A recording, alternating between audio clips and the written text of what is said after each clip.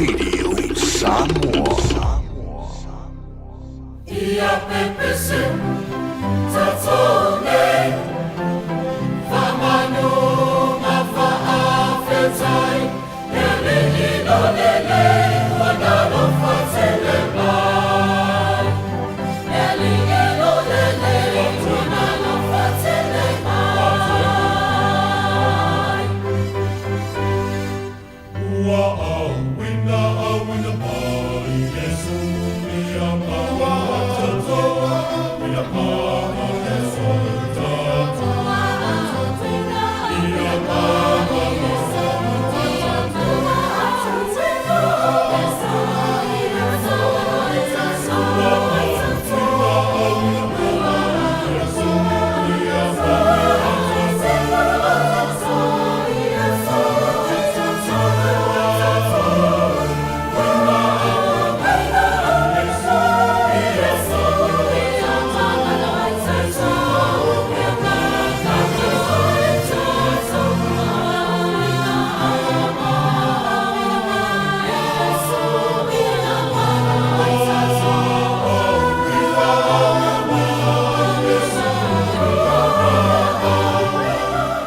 Mele tole mai tolu minuto ma te ai le tulai lima i le tautua le Radio Samoa so lima i vatoru a mo lewa patsi mai i le saone fionga le loia pretua ya le urua i ali i o Linda Woodruff e le opo si film mano le tātou tuno le tautua fo nete ma li i o lawa e tuno e mau ya me si o tātou tuno i Samoa le ngata le o Aotearoa nei si le fia umalawa le mano le tuno te le po e nisi o cases fo na fa pena fo ia na nga ia tu ia o lina family ina ia vinga fo ile tua ia fa malu le tono o pisi ama o ia ma le pionga loia nai e vai aso o tona ia tu ia fa aso le o to fo ma po klame ver fa ba le o na fa ma fo fa leo le porenga le Radio Samoa le ato le tono au finga le Sophie ia ma to fa ta lo fa tu nga fa lo le pionga loia le lu ai le o Linda Woodruff ma no le so fo nuia ma no le langi mama.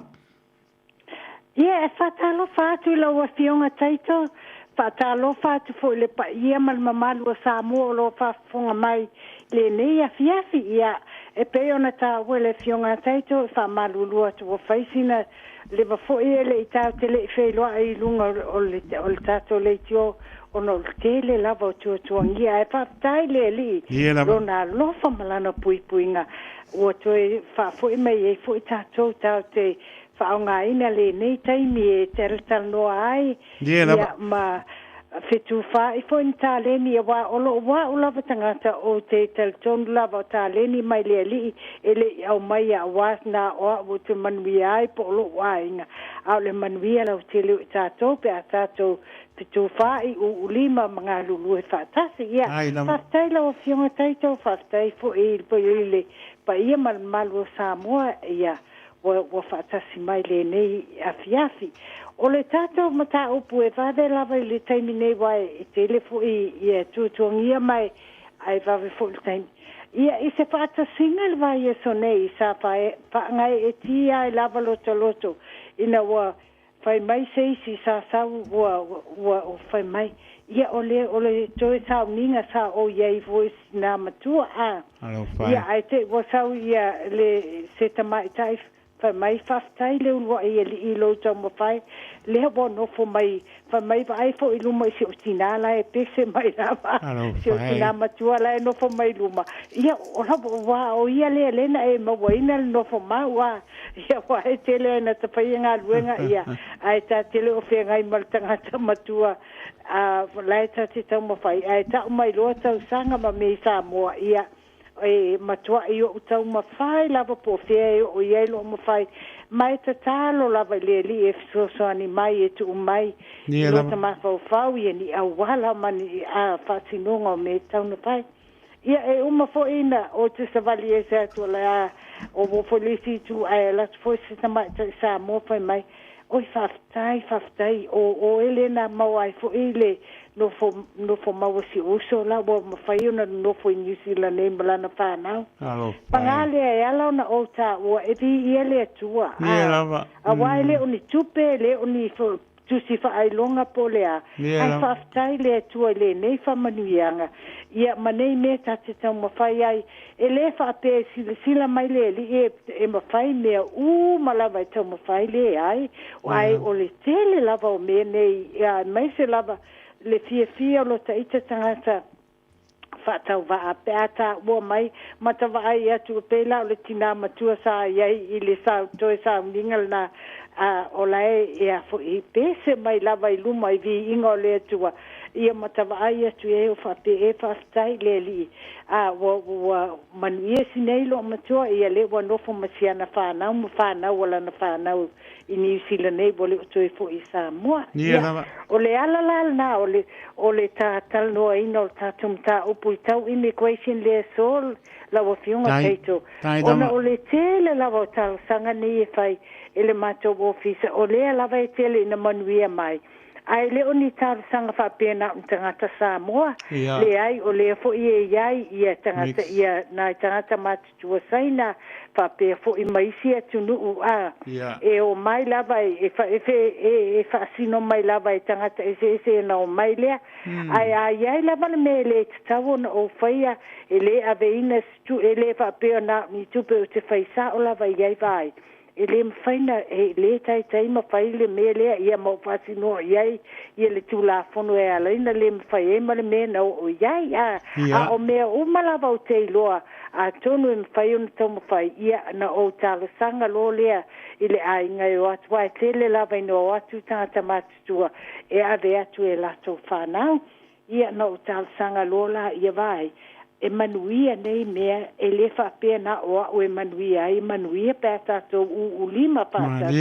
manga lulu pata si ia na mawaila ia o se tatu o te fai o tatu tom faina o te le fa pe atu tongi lo ni tupe ma fai nei mea o la manuia wa o le tulanga na o tangata la fa ia fai unga e pe o meta o minsta o immigration ia pe a fai o te aveina wa tele lava na o mea tangata matua o tele alu fo ele I a fai o te iloa e te tau lava na o tamu fai o te alu ile le minsta o le minsta o le immigration e iai le me ta o le discretion le upuna whapalangi e iai lana e mawhai iai o na whai se whai unga tu o umalava la iai mea umalava o mea lava nei tau mawhai o te tuuina iai mea whaale tangata mea tilo e tangata te whapea ia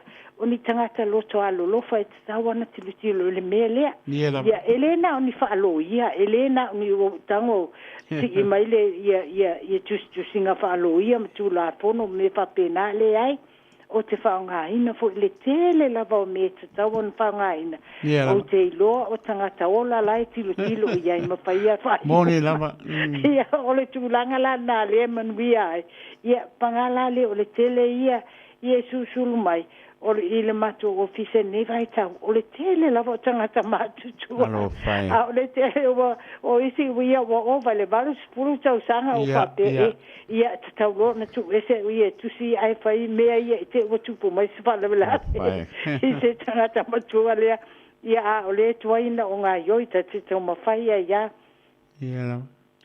o isi o mai bole indi visa o bole va na nofo sol tu la fono New Zealand nei a le tele lava o mai o uma na o na le tele o isi o isi lo ia ai au mai lava el tali ele ina ien talo sanga ia na te sam foi o tele fa pe o fa lenga ina tu ini lo ia le ai la si le li o la o lava fo ile o la tala le fa ia tu nei o mai bo tele na ia me o le italiana o le fenga tala na fo I tele alo ia mo musulo e tu fa ni me a o wi o tilo lava e ia se a wala em fa yo na o ta tau mawhai ai, inisi o mai, uina ni, o isi o mai, ni visa siasi a watu i ti lava uma, ia, tau mawhai e loa. O le tele lau tangata matutua i manuia, i matu tau mawhainga, matu te aveina lava pe ona uta o le minista, ma talo sanga iai ma unani iai, a e fa mole fa o ngalan discretion ia la na pule le tu mai tu la fono e me fai ona fai ana fai unga ai ta te lo fo le minsta o tanga taola e fai ia fo io na ia tiute ma a ele sta ona fai ia ni talo sanga pe o tai lo ele sta ona fai ia a ole isi me la a fai la ole tele la va ma tu tamo fai ngale ma te o sa lava ia il minsta le la lo tu la fono e au mai ia se visa no fo ma wo stangata matua o te tau mawhai lava i te maiti o te whai ai vai o la o walu sa o lava i mai se tau mawhai se visa no fo mau a o le tele a la o le taimine le wa au mai wo fastai le li a mai wa mai le tolu tau sanga e tu mai no fo ai tangata matua ni silam fai mai fa nga lo tolu tau sanga na e tau mawhai ai le afu le no fo mau aloa ia ko le pe o aso ia ta te whai atulua au mai le afu le no fo mau aloa ia na mai le ia ai whaftai a mawal tolu tau sanga elena o Samoa whaftai fo inai tangata lo matu tua sainga mama sa ta woful ta pul kala mo mutilo mtua sainga o fitu sanga talu sau malu ia le ma wo mailo na tolu tau sanga o fia lo matua ia ta te lo atu folinga au te le mala mai langa wai le na English na ratu ia ta te lo atu i folinga mal fia mai ia o fia le me wo iai ele fai ngofie fa pe fo la ona fa tumuina ele fa tumuina ele ofisa na ni pepa fo ia lunga o le internet wa we a tonu fo e bo ona o tangata matua ma wa leva ne tau sanga tolu no o fai ngaluenga fa pe tele mana wa fa tumuna o ni pepa fo ia e mai immigration lunga o le internet o me fo la na tele avea i tele ai lava ina o le aveina ini ofisa fo ia la tamai ye au kilani ne pa pena a avisa o lava ni install tele me ye fai ona olea tati tama fai fo ite awala e sete ailo tataime wata matua fo ite ita matele ngā luenga le tama fai e pa uma ia mai sete le tupe wata te ilo ai mai se lava neva e tau wa tele fai ngatao me tau tupe ia tato uma lava ele na tangata lai o mai o ko ia ta ita ia le fai ngata ia a palai la ia e manuia tangata matua o lelele o tapenanga o lelele o tapenanga ma fainga fa matalanga le minsta i tula fono lai o te faonga ina ma tapenanga o fa matalanga o mea malava i loa tate loa e ta o le minsta o te tango lava fai sila iai o te fa matalanga o ni mea tau mana ta o ta por kalame e au ili le ta o tala le ola o tangata rea e tate apala ina i le minsta o le whataita inga e tu suppose tangata a whai tangata matua ia tate fesili lava iai o fea ele ngata ele mele no fwai ni sila nei a o fea le a inga a whai o tangata Samoa le tato o tunu o te whai iai o fea le la whanga e te suma iai o ai lai Samoa o ni la whanga o ni ele fa Samoa po ni ele fo ie bo umona fa tau e te tau lava ioi e tau lava na tau uma lava iai awa afai boi nei umar fa na wa na uni tangata a inga fo ie lau tele lai no fo ai ile men no fo ile tangata matua le ia o leo te ilo o Samoa ele ese a ia tangata matua le fa ie tangata lai Samoa a inga lau tele fo ie fa ia ele ai o to te no fa ba ai o ma pai me te mana o ai le ai ia o le mena o te tango ata o fa wa i le minista me fa pena o le tapenanga mai a inga o mea ie te tau lava ona sa o wa sangata matua iai la fo ia ngai o mai o te pai atu pa mole a mai se pepa iai ni mai na mawai lo tina po lo te mai Samoa a faina iai ni mai pa mole iai si Samoa e mai stato ni stato li poti mai ile fale mai po se me fa pena ole e ala na o talo sanga fa pena e se te ele la tupe se te faimi io e au mai ta pena mai la tupe a yen tanga tau a ngai Samoa mfaine so ani vave mai o isi mea io e vave ai e ole isi mea fa mole o mea tau leo tu salaman tanga tama tua wana si la fia fo le case na o fa elen ave ile International Court Geneva ena malo fo le tama ya ai na Samoa wala ati poti ai o se mena fai stoina tas full fitu tau sanga ai te I voto e ali mai I ona pepa I New Zealand a wa balu tolu tau sanga ya na lona wal sa walu sa oi lo mo le fe ave ile malo ile la langi na malo ai yes ya ingal na le fu sa to po kalan I o me foi la ona lota ingo la vai sina ainga sa le tau ona toe ali mai se me fa pena altama alang o records mai sa mola ye me fa pena na ye na mawai yo e o atu la soluro la tipo ti les farili o fa te voi te fiola o la o me afai o popole o atu to ti altama I fa te voi ya a sa tau mo fai lo fa pe ya tu sape ye tu la fondo tau na ave engelani il tembi na wale ye se tato Supreme Court in New Zealand au fa pe le ai ola tangata tau o te fata waina ola ave ina pe I le lalang ia nana manuia mai ai fi ainga wa ole le fe ai o spulu fitu tau sanga e na spulu aso na foi na falpui esto ina talwaile te pasikale ki tasi na ave inga fale olo ia pia ai ale nei boto la aki poki ese ai ma inga pa nau io o fa pe ese le te a o fa atu lo matua ai tangi lo matua le lo matua talun la no po ia le me o te ia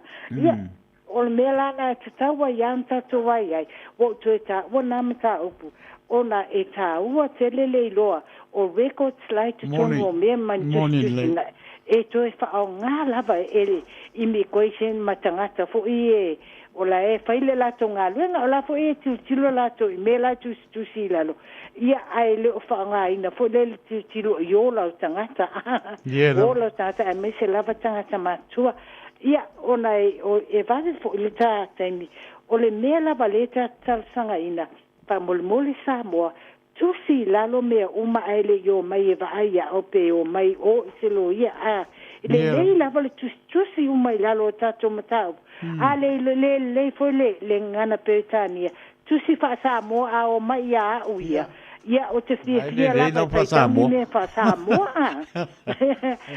o mai foi la ia pa wala o te pai tangata ese mai ele o sainga ia manai tangata intia matu po te fai e vai tusi pepa ai fa mole e fa ngasto translator se tangata I lo fa liupu ona fa liu mai la ile English langa ile lela ngana auta amele ye uta tangata ye lela fa Samoa o te fai tawina aya ya e mana ya la le mai uni pepa mai le fale mai fo I mai to ainga a mai pepa fa nau a mai fo ni pepa mai le officer leo I Samoa tu salava pele ai se molianga e mana ia le mai se pepa mai leo I Samoa se mai ia tangata lea ele o ye se record I Samoa le se men tu puai ia fa pe fo ma passport ma me fa pena ale le lava ta pena mai e va ve fo ta tonga ruenga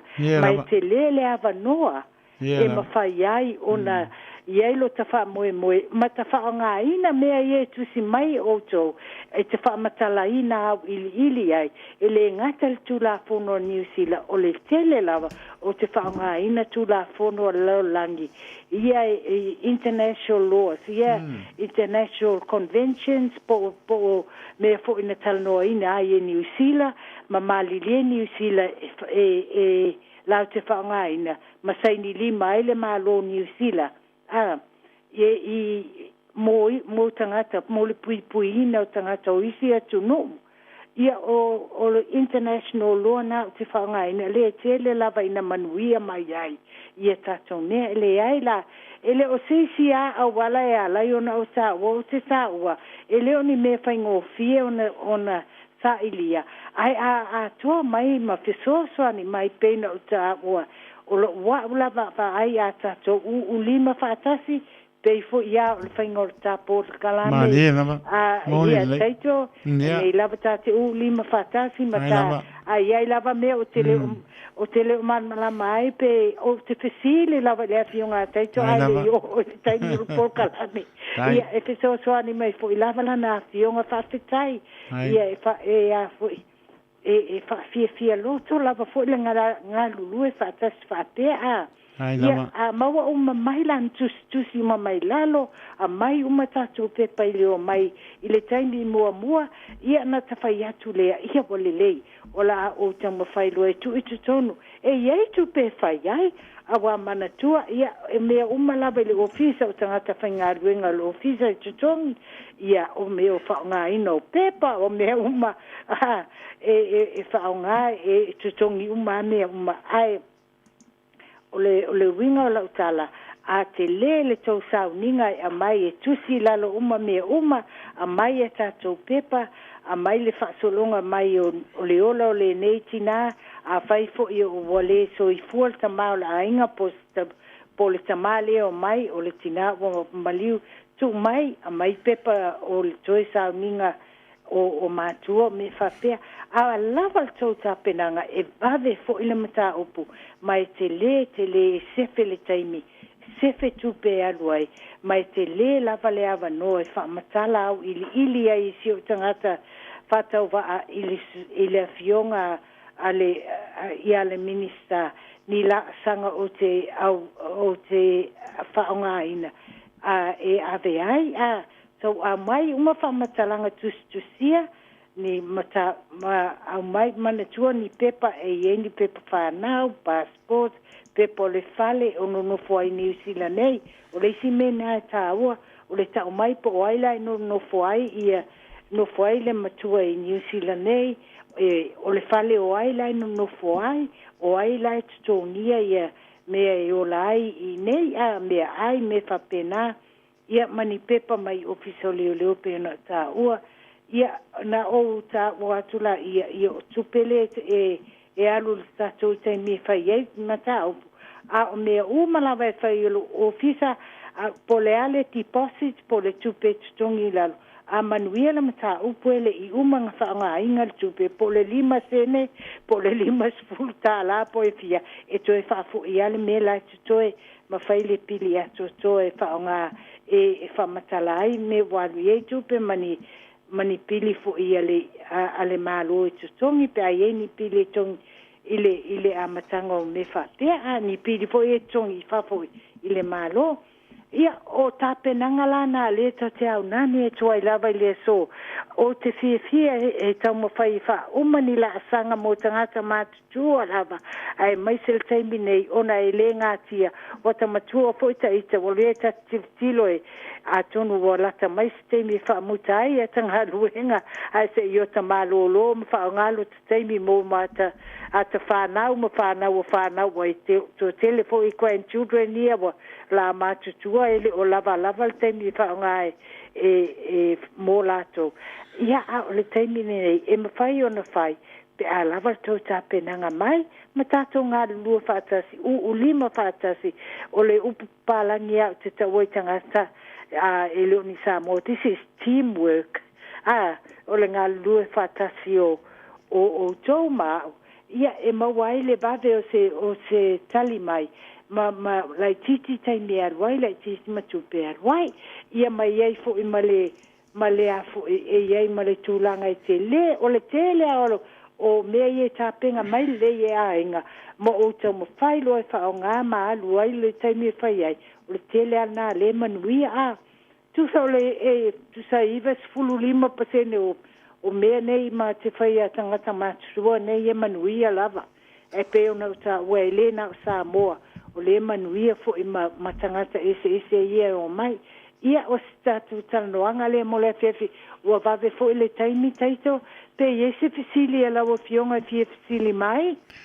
Le ai, na dangang whaamaro mar whaapatai, vi ere ni utoi fo i marita programe mātango pia fo i le saunonga ia mese o le toi whaamanatu le malo le tātou tu langa po ia mese o nei o tātou a inga mese lava tu a sina pe ona e tā ua ni se o tamam tina o walta i valesu tau sanga ia lopa pena lava o na maua le tau maaptanga i so ani ai ia watu le whaamaro ma whaapatai e le se luatu lau whionga le lua ia le ia ai malo whaapatai vi ere li o no le atu mai o tā leni ufua ere li ia lo tātou tautua ai lo tātou tonu whaia morono vi inga ianga le peleli e to whaatu mawina lo fia ma Collins ia me so i le no whaalo ia o lo papena po antou tautua maro le atu no e voi teimi le pengo fie ia ma lo lava le pale ma non sai i le ngānu bengo lo papena lo fi tai tungai whaamnia le li ia me so po ntanga po whanga ne fia ia fi le mo le li Mori atu soifua ni malu le atu no ulo soifua le ulua ia ni i le nama ia so i o la tātou tāpa i lungo pe au ngaro ea i le ala mai i lau tautua i le malu le atu no ia stam whai atu fua le radio Samoa mo taim nei a lofa te le atu mo loma nofo alo manu ia le vai aso mo ia la fo atu i sau noanga mori tātou maa vai ema le nganga pa alo whaapatai le ulua ia ni Whaapatai teito i lo i le oponi o tā polkalame maltanga lua whaatasi a wā te o tā ua lava polkalame aia e tā te u lima lava a iai lava meo te le o malmala mai ma manino o te vili atu lava e whaatai lo soani whaatai fo i la oa i a pon whaasio maane mo le leiti o i le nei a manoa o mawhai ei on tā Tatu tal no fa pene ye ui na le o fe loa I fa tangata. Fa ta ile li nei fa manuanga. Ya lo fa le tu e pui ya tato uma oponi o tato so I fu ma tato gola ma tato maua pea le nganga e nga lulu fa tasi nganga e oponi e leisi ma so soani. Po le alava me fa e tato maua le nganga so soani o leisi ia e mawaili tato manuia lau tele. Tu le li il tato fa moe le vai es fo mga luenga uma tate paia. Au le nei teimi whaafitai fo mo le nei avanoa. Alo fa telea tu lava ie o lo whaafunga mai. Ie whaapela wa fionga taito whaafitai mo le avanoa fo I malifisosoani. Ie manuia lava le afiafi ma ie alo fa le tu talo pe le li. Ia tausi ma pui ia tātou le nei fui vai espo. Ale te minei, ia whamanuia le fiafi ma whale whaawawina o lau pokalane. Ia soifua ia tātou pei loa ele vai espo. Te le lava orinda alofa te le atu pa soifua ia. Ia soifua ia. Penga I leo lua I le e o Linda Woodruff pe o na whapona maro le tātou tunohu toi po me po ma po klame le ne po vai aso pe antu o mai nisi o vai aso o pisi ale penga le paletua ia mas po lo whatau vai te lo po pasai ai ia le labu toi mola o lao leo toi po mai poi tau tua ina maro le tātou tunohu alawa nisi mea pa alo pesasi ai pila ngalo I le o malama I tātou tala no mo mua te le ianga I le opisa o lolu ai I le olu atasi fitu ono lua fitu lua tolu olu atasi fitu ono lua fitu lua tolu tata noe pa malama oni ngā tie pato la vai nisi o popanga na lama staimi utona I atu ngalo na pa manat e le lama ta uiluma ia o linta e malama I po imwhaingo fie po I mta upor maro ta hato tono mori atu to soifua ia o soifua moria e pionga loia I le nava yaso I le asa ia te tono I sfau ponga nei por klame a tonu lava le tulai lima i le tautua le Radio Samoa so lima i watoru a mo. Au ni ngano tato sau ni ngano tu le tulai ono i pēna masani ai. Vea lava ni ana leo le tulai ono whai malava al ngano lo tato tua. Tatai o sau ninga sunga peife au malolo sunga ya pon fili to mata pe ata le tulai ono. Patalo patu pa i morunga lo tato tunu au kilani manu tu tua o tunu a mau. La whingaronga pa ia ne tu lava nei whana witi tā lopa lava tātou maua while mō nea pia pio la sā sū pās se tema lua o lua lima ia mānor wholau mori pa mānoma pa aptai lau whaingāna venga stofi te pena ino launga ne aso ia anu male mana le o pole ola sā wa pena ona tufi tau whao tau mawha pa le nganga mori pa mānoma pa aptai le maro tātou tunu la tau sa pa mano losi ta po inga nea ia. Tau dota pia lea, ma tau e paisi nei puti tau mafa le fia. Sau le po imano longa e maise ngā ruenga bai aso mō mua i le alopo le li. Ia misa lamana e o tātou tu asin sina, alopa tene atu lau tā po inga, mano tātou tunu i mauta malawa o lamana i panawete, o atunu e mamau, ia, pa malo pa tai, pa mnia le li i le pa fonga mau mai, ia mai mo mau mai i le tautua le Radio Samoa so lima i watoru a mo ta alofa lava le whangarurina so se mauta ngase alofa atu mo tō e lo ato tō le malosi i so se mauta ngase mauta malawa ia pata alofa atu ia iai leanga leipe o le ri i lana pa mano longa pa iatu e mo le malosi pata alofa ia i la tō turi pa salanga i so sto ese te tonu ia i file mua le li tu musu pēr lona lava nganga pa ia lo o ta li fo i mai lo o a fine fo i mai la ngona san mo tātou vo i le li pau leo le ala tātou te manu iai le ofo ino le soi fuam leola tātou au aunan ma whaia lona pingano ai awa iai tātou ma lo lava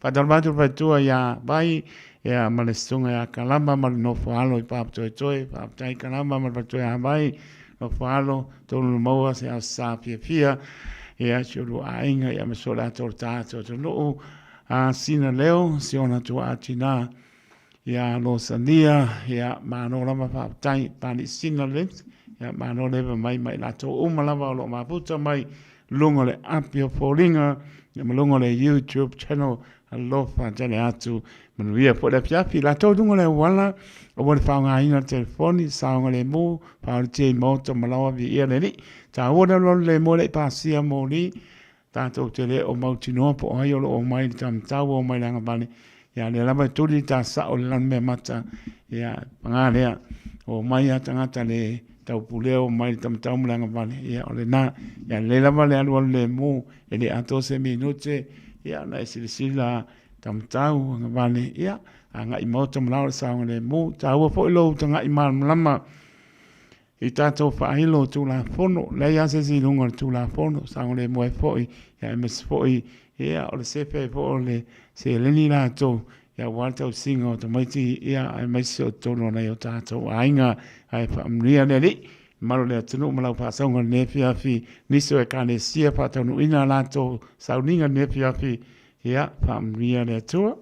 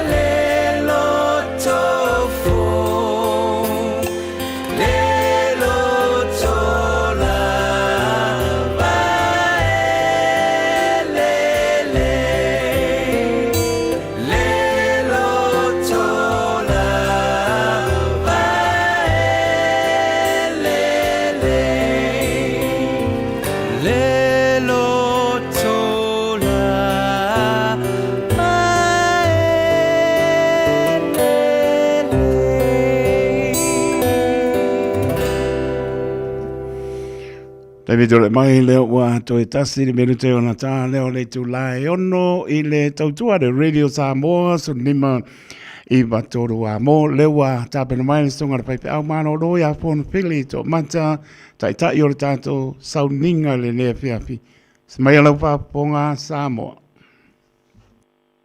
o mai si tato ta po ya tu ile tu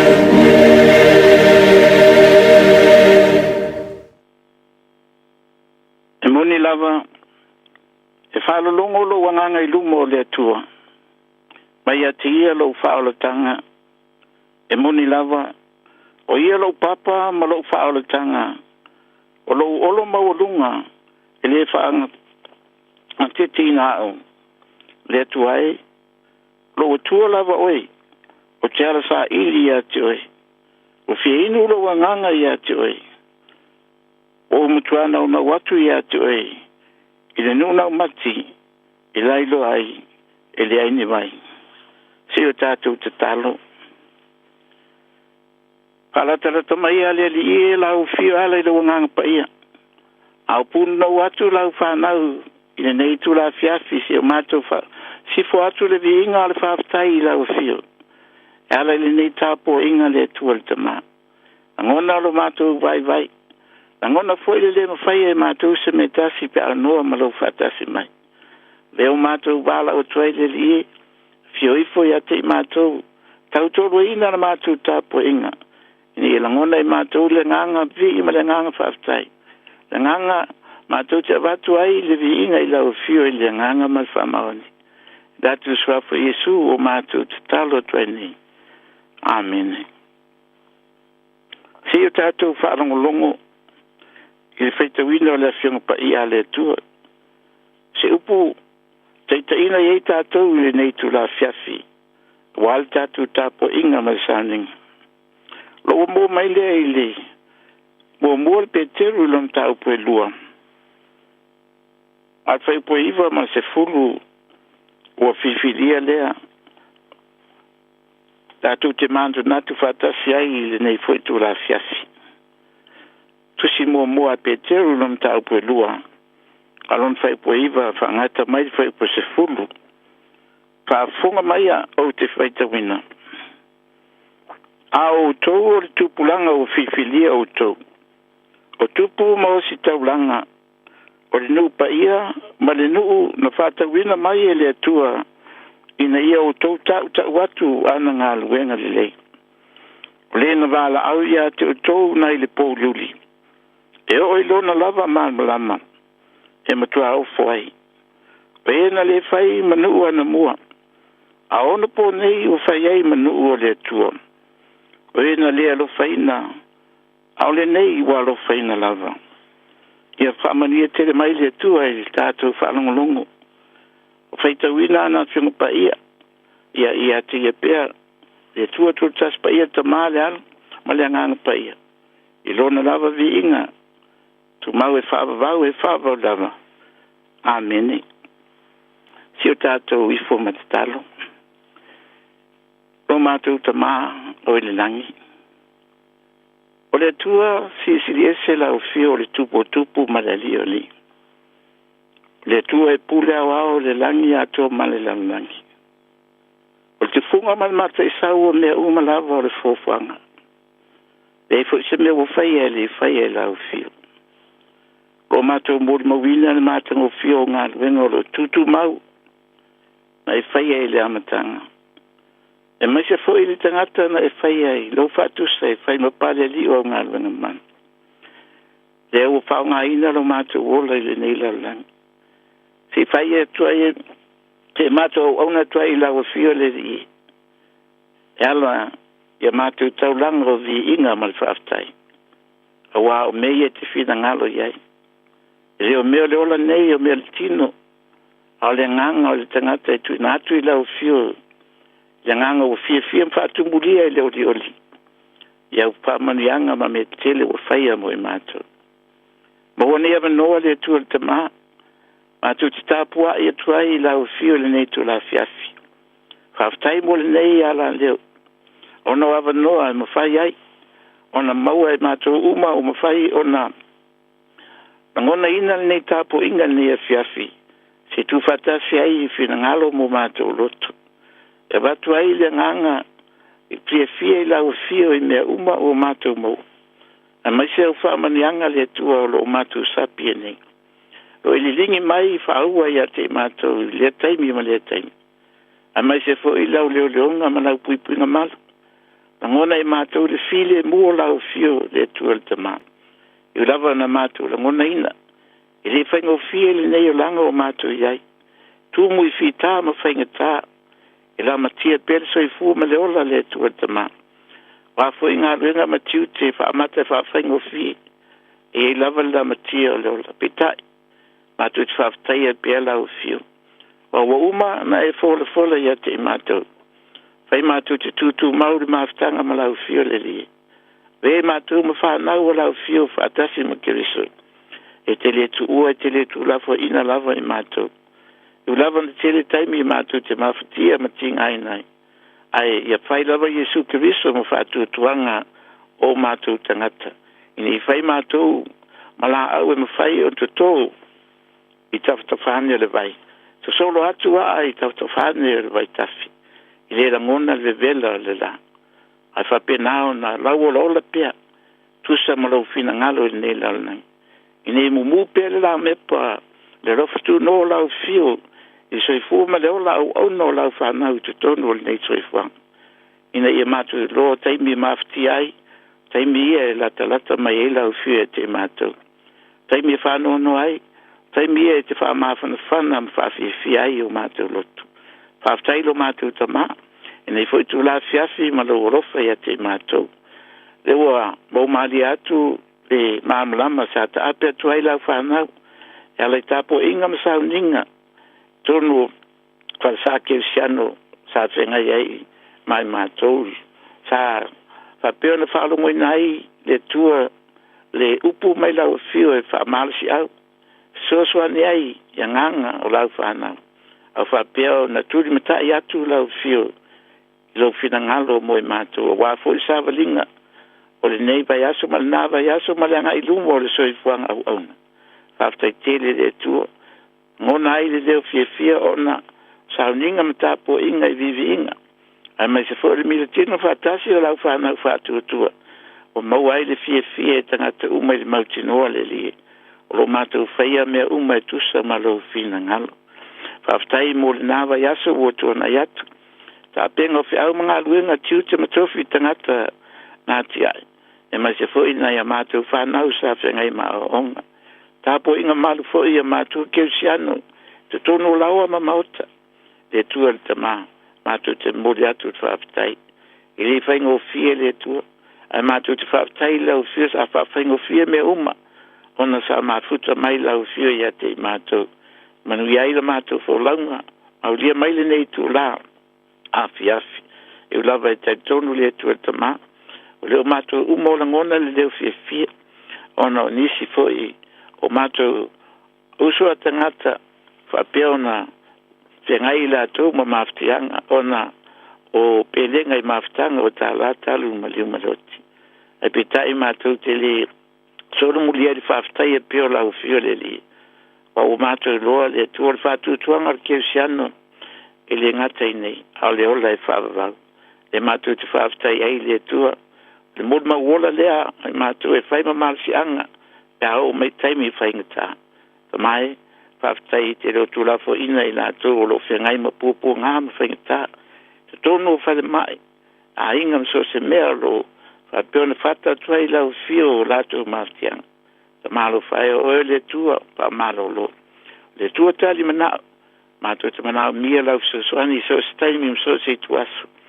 ngonai e la fa na pangatia ma maftia ono tu langa fengeta le ole nei fa tai mo mato wola fa ngaina so se faiva ma stute o bala nai o la tu so fu ma le ola o nanga yaso fai so piona mato mo mo wina e fa ngaina le ola so fu o la fa na le li e ngata inga luenga matute alo fa ai lo ai foi na le va lata o mato mo la fio le li ya la ngalu lue ma fa ma oni la ngona ina le sustai te ina lo nganga pa ia fa stai tele lo mato tu atu te mo foi fa stai la fio le tu ona na va yaso taimi o tu na sa mato tu na tu la fio ya mato te talo matar sanga si o mato tu no sa mo le o mato te tonu le tu o tali la fio e tu sa mamana onga la fa na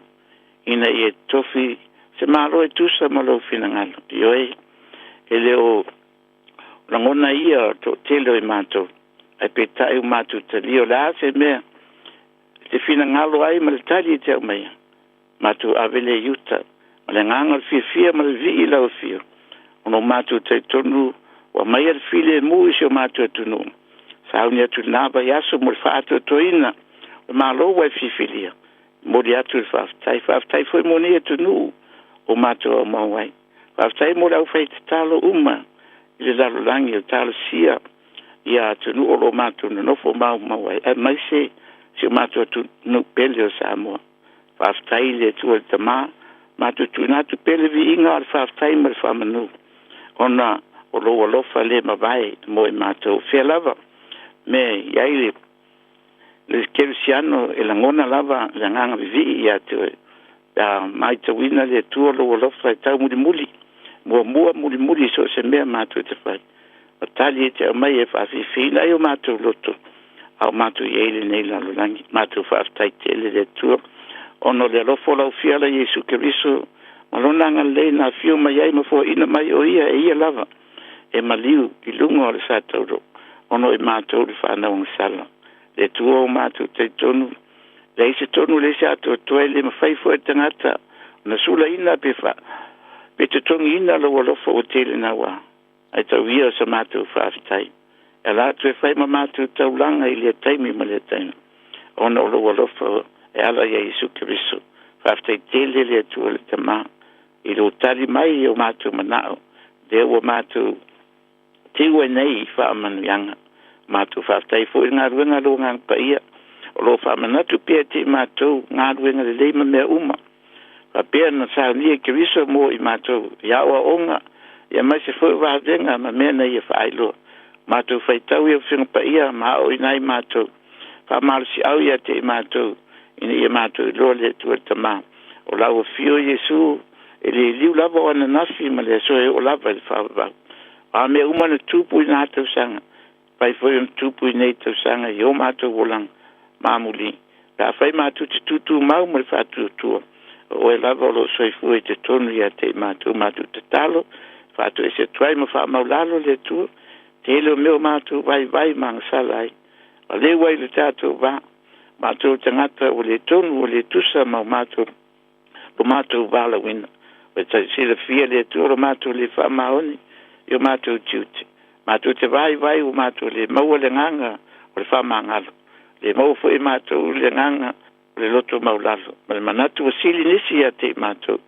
O mātou le sāba vali i tūsa o nei whina ngalo ai. Whai lava i mātou manisi ita i a te oe le tua te mā. I ro mātou se se pēa, ma mātou ang sala atu le tātou wāpetai. Mātou whātou tua i loa lofa ala maliwi Yesu. Ma māma mā ngalo ai mātou umalava. Ta mai, tu mai au whamananga ne e fiafi. Mātou tu lātou i lau fio o mātou a inga. O foi mai masani e lau whanau whātou tua. O i ta wivi mo pupu ngā mo whaingatā le ola nei. Ta tono ai ngase ngase. I mai ma tau tonga ti ngā. Le tu ai. Ro tu le atu malatu. Wala watu i lau fio. Ona o oe o le tu ai whaafonga. Tari manao. Si e pai atu lau whaamalo longa. O toi whaafoisia lo latu malosi. So ni atu i ngā luenga li ma tamai taifo. Mai ma tau si mai. E umo ngā lului. So swani o tangata maftia. Ia manuia lātou ngā luenga o le nea fiafi.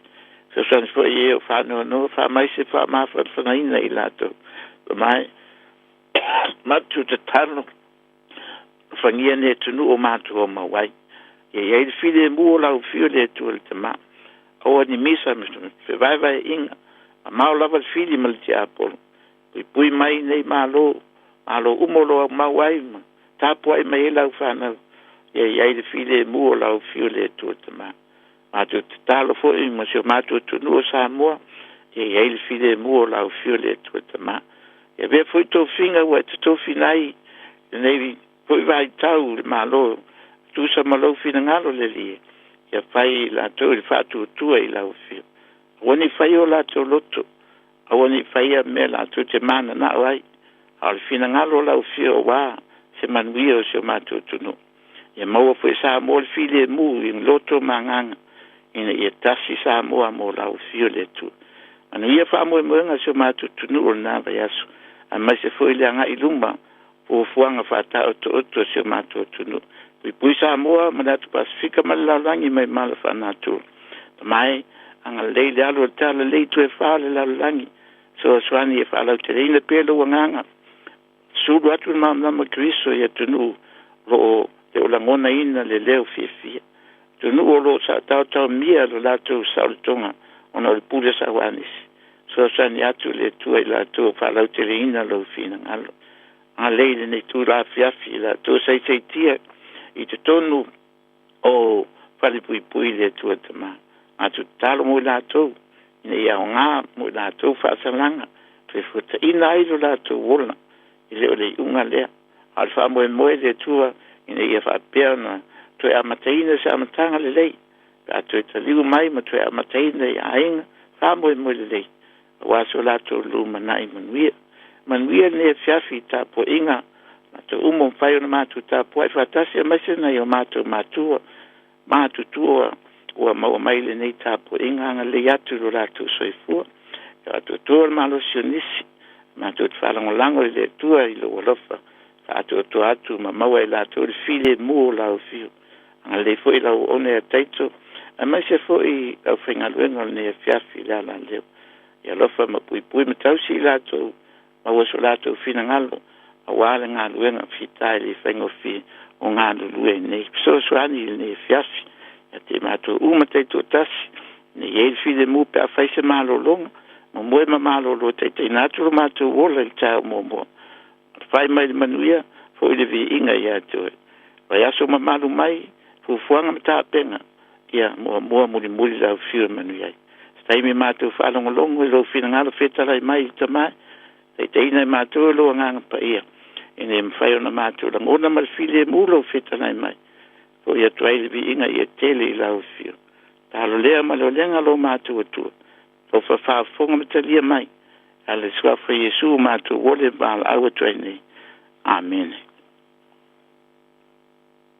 Ma tātou tāpua i atu i le vi inga wa saunia.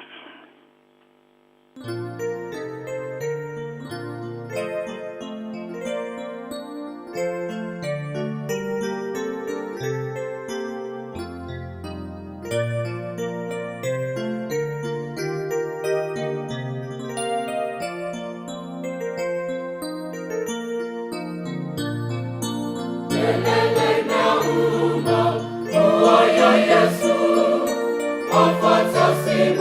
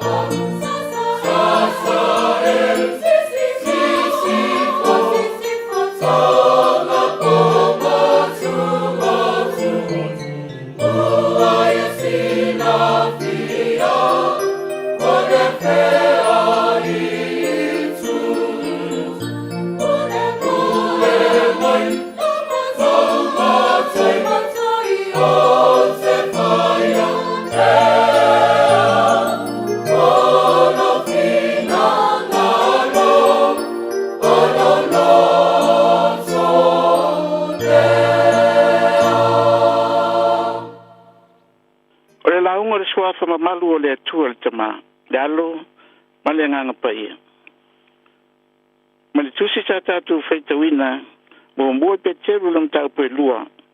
Fifilia fai po iwa e fai maa tatu matua e whaapea lon whaitawina. Au tau le tūpulanga wa fifilia o tau. O tupu mausi taulanga, o le nu pa ia, ma le nu na whaatawina mai e le atua. Ina iau tau atu ana ngā nuenga le lei. A o tau o tupulanga o fifilia o tau, tupu mo si taulanga o le nuu pa ia, ma le nuu na whatawina mai e le atua. Ina iau tau atu ana ngā nuenga le lei. O Peteru o stangata e le tau whaamatalfalaina, lona tā ua i le ngā nuenga o le tala leia Yesu Kristu. Ma o tele tala anga o le nei tangata e mawhai o na tātou mai tauina ai. Au whaitau ma whaalongolongo e teipi foi. Au whiu ai Yesu whatasi mai lātou i whiwhilina o i lātou e whai maso o leli. O stangata sa sili o na lata i leli. Tāna mai tauina mea uma na whai e Keriso. Sa mua muli o i foi leo tā ua o se so vale. Ona e mana alova ina i ona tau atu. Lona i loa malona lana wa ai e tusa ma awa o ngā alo tātu ali. Mai o se tūranga fia. Se tūranga e whaamalisi au i tangata uma. E nau o le tangata. Ina ia fia i loa mea uma e tusa ma le fina ngalo le tu. Ia Peteru lava ia o nau e whaelo atu i tangata mea na ia waaia o mea fui na ia savali mai ai maala na ia ui ai awa o onga fui ma mea na ia maita wina ma o ina mai le latu maaftanga maleli mai e manatu Peteru e le tau fia e te tonu i ona langona ai le leo na tufa atu ma whaelo atu i le lalulangi le anga o lona lea sai tununga e peo na whaeloa mai a te tātou. O le ngā luenga e whaasolo. Le ngā luenga e tufa atu. Le ngā luenga e fisoasone atu. Wā foi e tūpulanga lau le baoa. Ia mai sa foi le ngā iluma le tala le lei. Mo le whaeloa mai Peteru ia te tātou o le neitusi. O lo atangia ia te ia le tā ua tele. O tūlanga, iau ngā tūpulanga ma le au ngā tūpulanga. Le te o foi mōri mauru whai salamu. Mea le tua ma mea tātou te. Na no whai lea tūpulanga ma lea tūpulanga. Ono le nei wha moe o Peteru. Si le fia Peteru lo lātou fo i vai tau. Taimena whiwhilia i lātou e lea tua lo lātou fo i vai taimi o. Lātou fo i ngā tūpulanga. Ma whai e lātou ma so o le li. Ma e lātou te whaawa wina le tala lei. Ina ua toi a whiu atu lo tātou li whaola. I le mafutanga mai ta maa whaavavau. Leo whaeloa mai Peteru i lana tusi. O tusi Peteru ia te la tupi o na tā ua i na tā upu mua. O e o loa mau, ma ua whata pepe ina i pono, ma karatia, ma kapatokia, ma asia, ma petunia. O e ua whiwhilia tusa mona, moa i si le fia le tua le tama.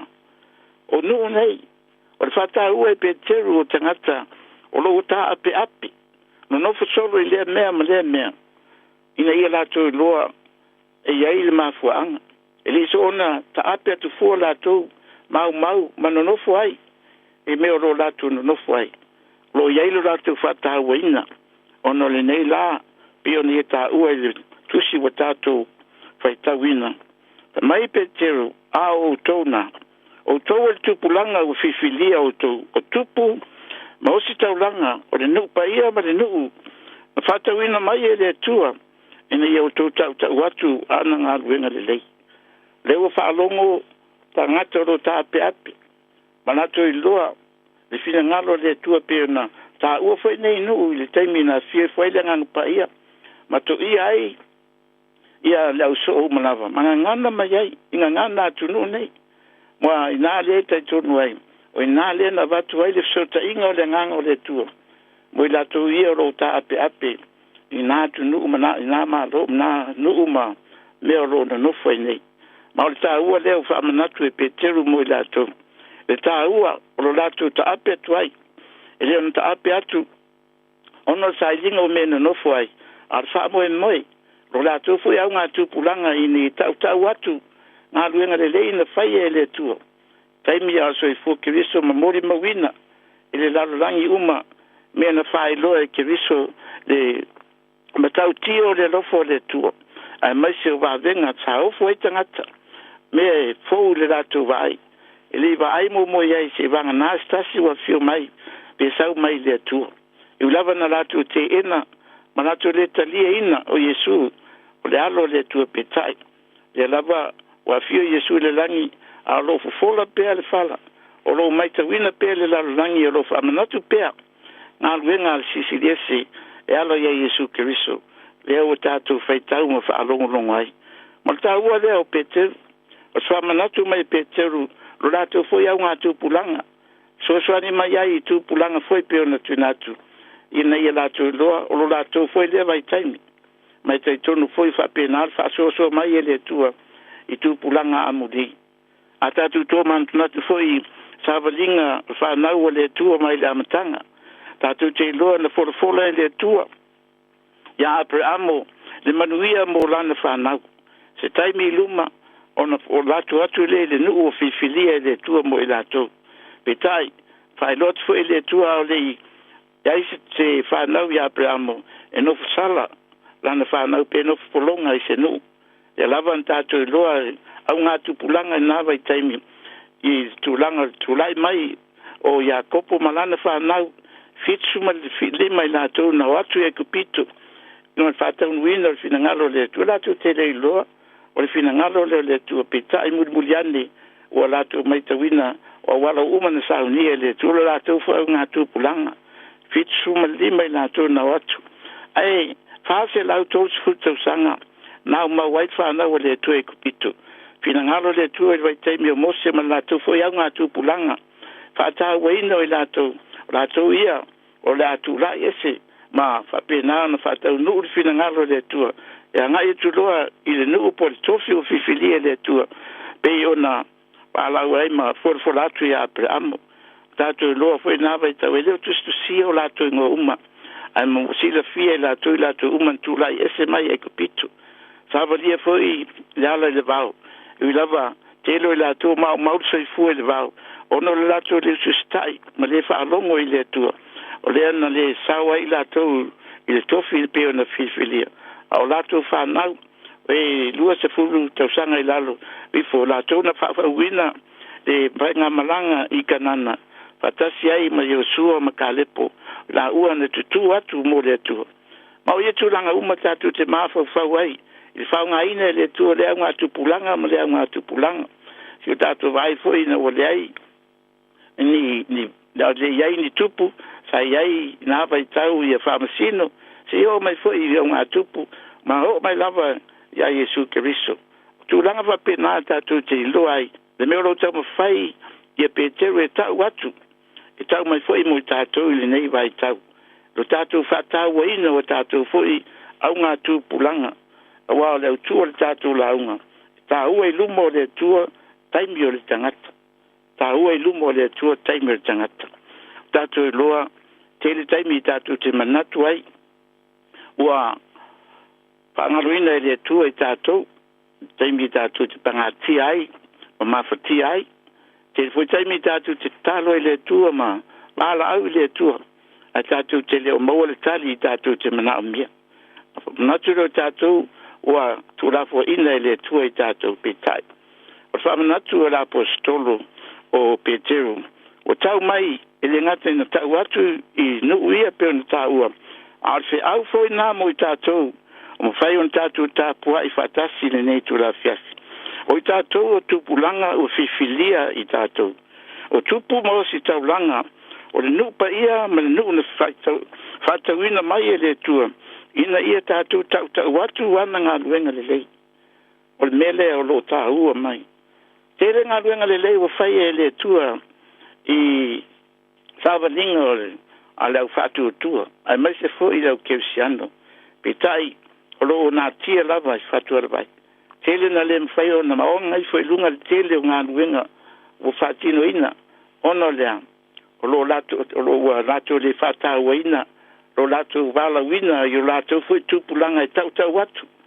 amen whai e le tua e lo wainga tau watu amen le whai e le tua i lau whanau tau watu ai maise lau kālesia lo watu nuu malo ka pe nāri fina ngalo leo lo tau whai pe tewe longo mai na oua nei mapu le tau longo whai lo atu ngā luenga le tua i le tupulanga ma le tupulanga ina ia mautinoa o lo alu pea le ngaso longo fina ngalo le tua i le lalo langi ai oua nei mate la mepa ai tu mau pea le sulu o maanama i teita inga le nganga pa ia samo ai o le manatu o le nea fiafi o no nei vai tau whatau ina o tātou tupulanga whatau ina o loutou soifua mo le tātou wola au auna nase me mita i tātou e tau atu i le tua lo tātou fie i o tātou nei taimi lo pumoni a tātou tō mawhau i vai taimi o tōtua amo tātou mātua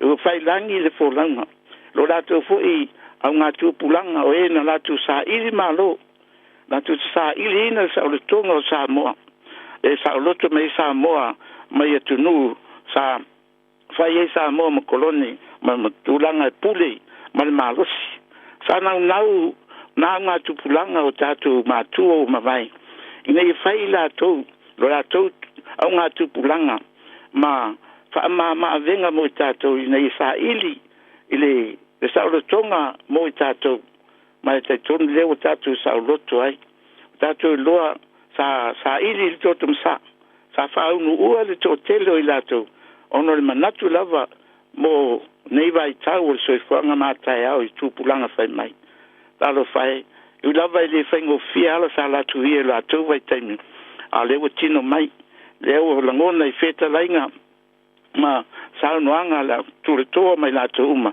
e whamanatu pēr ngā luenga ai lātou taimi uma vai o lātou ngā tūpulanga al nei vai tau o tātou tūpulanga o le ase tala tātou te avatu i te ngā tūpulanga i mea o tātou whaia i oe i eil te tonunga e le taimi ma le mea tupu ai o aso ma mea tupu ai tātou te maita wina ai le lofo le tua mo i tātou a manatu i le nei tu la fiafi sa moa mea ua te atu atu wasa whaingita nei masina o tuanai sa whengai lo tātou tunu i sa moa ma ngase malo sa i te talo mo te talo sa tātou turi vai le tua ma te tonu o stemi pisi le ilumo le tua i le au fai te talo lau tali tonu fatu o tua i le tua vala au ai i le tua ina ia mai se file mu mo sa moa ina ia te tofi ni tai ina i fai loa mai lo na fina ngalo se mea manui ai ioi i lava na tātou loa ese uma o tātou langona natu i le tua petai e leo whapea o le fie le tua i lau te talo o te talo i lātou o le malo mai se manatu sa atu i natu i le tua ai te tono o le fie fianga o le tua o na wafe atu le tangata i le tua e mo mori atu o na manao o whata ua le tangata le tua i ona langona ina i tau atu i le tua o meia e lo loto mo manao e leo tari mai la le tua leo fia ai tari mai le tua le whamalo ma le whawhitai mo tātou ngā tūpulanga ono mawhai o na tātou tau atu o le tua le tātou whamoe moe o le tua e mai e le tali o mea umalava la se tali o maua e oe maau pe tātou te loa wa leo tali leo tātou manao ai a sa noa loa le tua ma wheta lai le me o le me le leil na mo oe maa sa moai le tutu atu ngona o tala leil ne fiafi sa ngai mai ai el tai tātou api foi fatasi le tautua ino se tātou tunu tātou tu ia le ngango le whiino ino hai ma le pāle ngai tūlanga wa le mautonu ai se tātou tunu le watali le tua la lava se tūlanga wa a mai e le tua mo tātou ale e yuta wha mua le tua e le o tātou loto al finangalo le tua sa tangi lava ta vita manau atu i ola si o Natali a sa va ai e le nuu ia le nofo ele matuturu ma na pomi pe tai na ufa longo ta vita o tilo Natali on tu lai lo ta vita ba fa peona on ta ele ma sa une ai ma fia Sala ngona e ona e ele me o tupu malatu wa aia Davita. O lea, o tu rai mai ma fie na o til tama. Sa fesili la tu ya Davita. O lea ele me le o tupu li Davita. Lana me ua e tu rai e mai ai ma fie a sa e whano noa nei mai tangi mai ana pongi ina ola tama. Lale upo Davita. Sa o tamu whai atu i le tu e tusa mo manao. Ina ye whape, whafunga mai le tua i lau te talo petai. Le watali le tua, la isi mea, whai le whina ngalo le tua, e le tua e fwoi ma le tama, au au te aru i le tama. Ula ngona ia e tau atuai, e le tali le tua i mea uma tatu te loto iai. A tatu te talia, le whina ngalo le tua au mai le taimi ma le taimi. Ini tatu la ngona ina, e le whaingo fie, e le ia tūrango iai, a whaingo fie pe a tatu talia, ma le fia fina ngalo le tua Samoai o tatou nei tau ngā tupulanga whai mai pe le apostolo o tou o le tupulanga o fifilia o tou tupu ma o sitaulanga o le nupa ia ma le nuu na whai tauina le tua ina ia o tou tau watua na ngā luenga ma e le o tatou taimi nei tatou tau atuai ia tatou whanau wa tali le tua i le tatou tuli vai o na luma ina ia tali mai se tali file mo Samoa ia taimi nei te whaftai e le tua ona ua tali le tua sana ngona foi Yesu lo na maftia ele manatu na te tu la ia tu whengata ma po ngana ia talo i lon tama lau tamai ai fina ngalo ia vese nei ipu ia tau o te inuai o langona o le li o mafatia mai le whengo fie lo na halo atuai Lale tali, no toi foi ale lima fai atu i lon tama. Lau tamai, a wale fai alo loto au lau fina ngalo. Samo ai i lau whafunga anga nei tu la fiafi. E taimi tali mai ei le tua iai tātou. Tātou talia, ma tātou tali tonuina, lona fina ngalo. A tonu tātou i loe le whengo fie. A wo ia fai me sili manu iai Samoa. Ia peo na wha manuia le tua i lau whafunga anga Samoa. Ia manuia le nei tapu ing la tatu te talo tu mau mai a te mātou i lunga ia mātou ma lau whanau whātua tu ma lawa le tua le file mu ma manui o lau fio le tua le tama le mawhtanga ma lau lava nganga pa ia nei ma whawau e whawau lava amen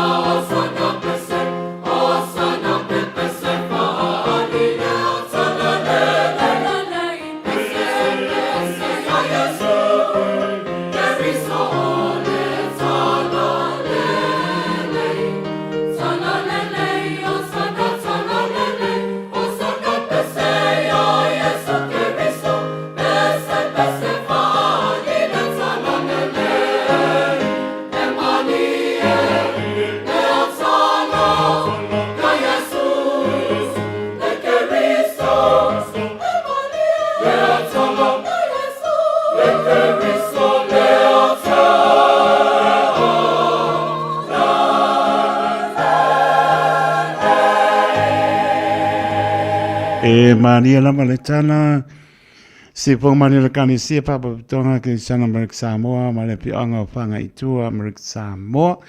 Pamai to ele tato sauninga notu pei ona whiangai ma le sunga le pei au mano lo ia pono pili to mata i ne po ia fiafi ia be le whata waa le au ona e pei ma pong pa leo le pulenga le Radio Samoa le mamalo le tato tunu le au pinga le venga stofi le tua e so stofi ne mole atu le pa malo ma le pa aptai la sunga pono pili malo ta pena malo sauni pa aptai ma tu mai fo a manoa ma la au tu ai fo in fantalo la tu pe le Radio Samoa ya mese la pinga le venga tai me tu mai la tu so soni tanto pinga lotu me la vale ne ala le fai mala ba pinga lo tanto tua le tu la e ono ya mese na yo tanto tu a sina o le lava i tāpo inga o le ato tōre maa losi ia o mo le amnoe wha aponga me te atale tu la e ono matua le wha maa loma le wha aptai tau sunga pona pele ia ngā le pele ri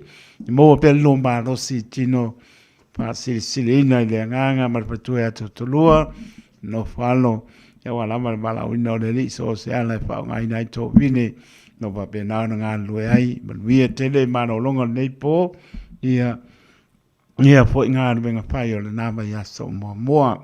Te mitu lai mai full fa minute o na talo le tu lai pitu na minute tato se atu le programe o si singa i maota ngā singasa.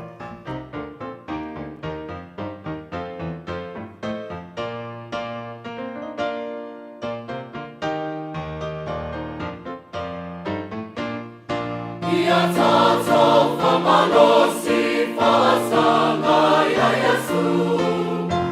Tato tupu moni la tupu moni e tonu ai.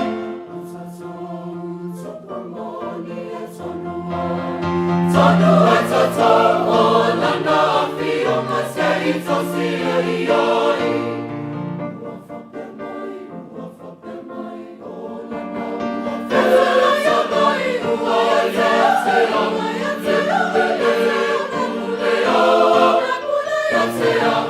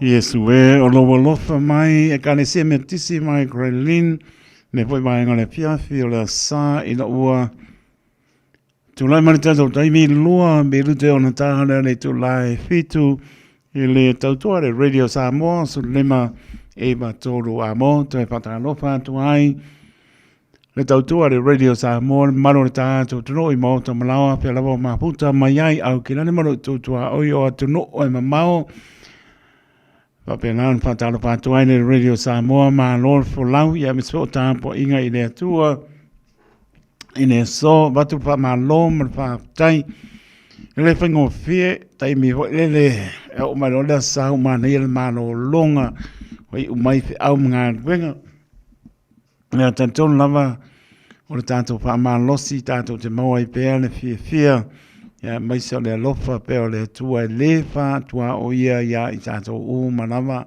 mo le tu fa ma no ma fa tan malo le tano o fa ma losi ta po inga fa pe fo i le apenga benga to fi le tua ya o la mar por la ina o le ngalo ta to li ya wa la ma nga mo ia malo ma lo fa tai So fa man malolo tātou ni o Yesu Keriso polofan pata lofa tuai ia la tau fata o to lia i ngase o le tino so se mauta ngase i mauta malawa ia o te oroneo atunu a mao pe lava o maputa mai ai ma ua malita umpa i ato o tātou porklame ia fiafia sa tau via o pe senga o vi inga lo tātou tua fai ma vai marua e ta oto ai lunga lo moenga vava ai pea mata whareanganga le mata ngō fia o le atua o ia lava o le po mai o po mai.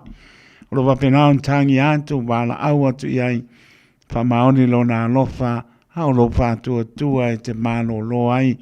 Lofa te le atu porkami ai la tolo wapenao whātua tolia i ngase o le tino so se mauta ngase i mauta malawa ea lo tu telen whamoe moe le lofa o le li whātua lai ai oe tula ia ma ave lo moenga we malo lo e lo fatu tua lo fatu la tu tato proclame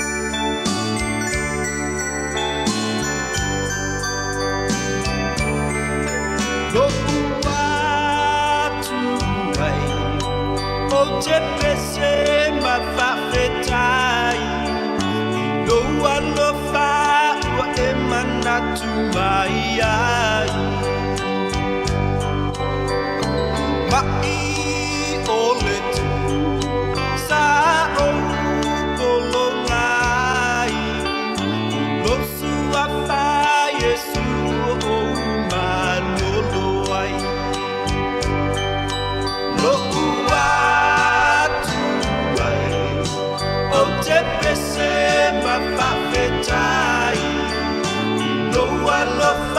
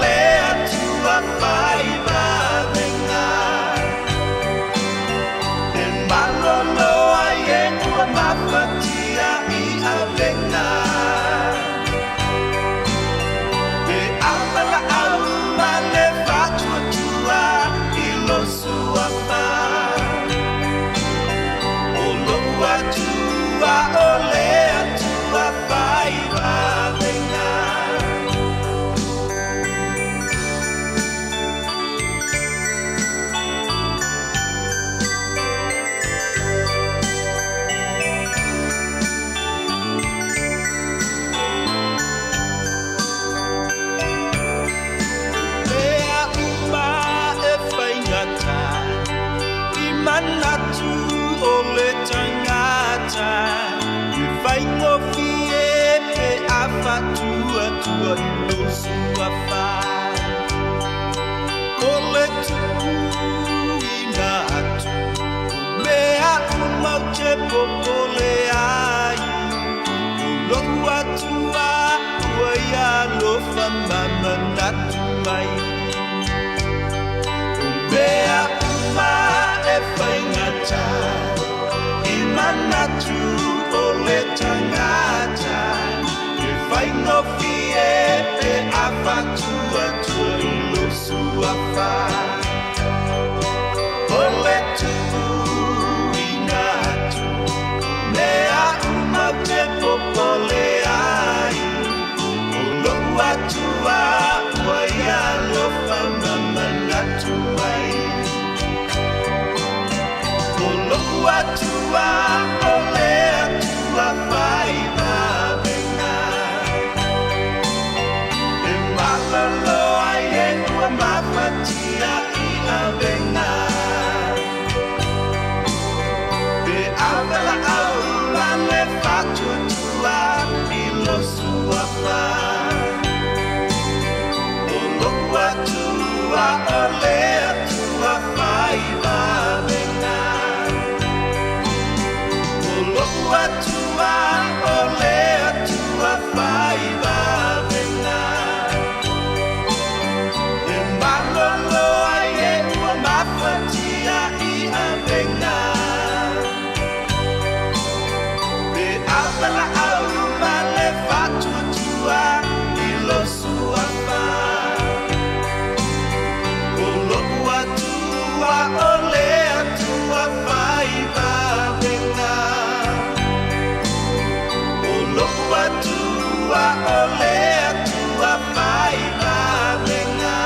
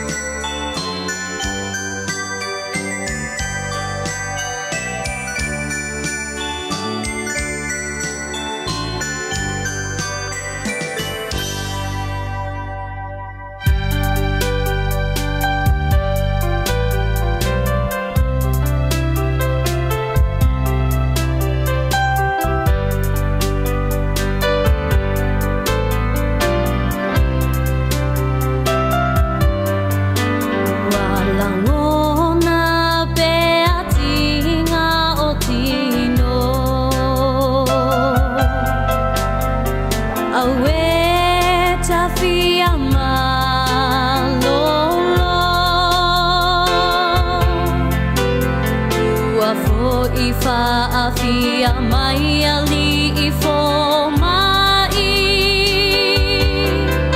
e te ai fo I le tinga masani Yesu e uana o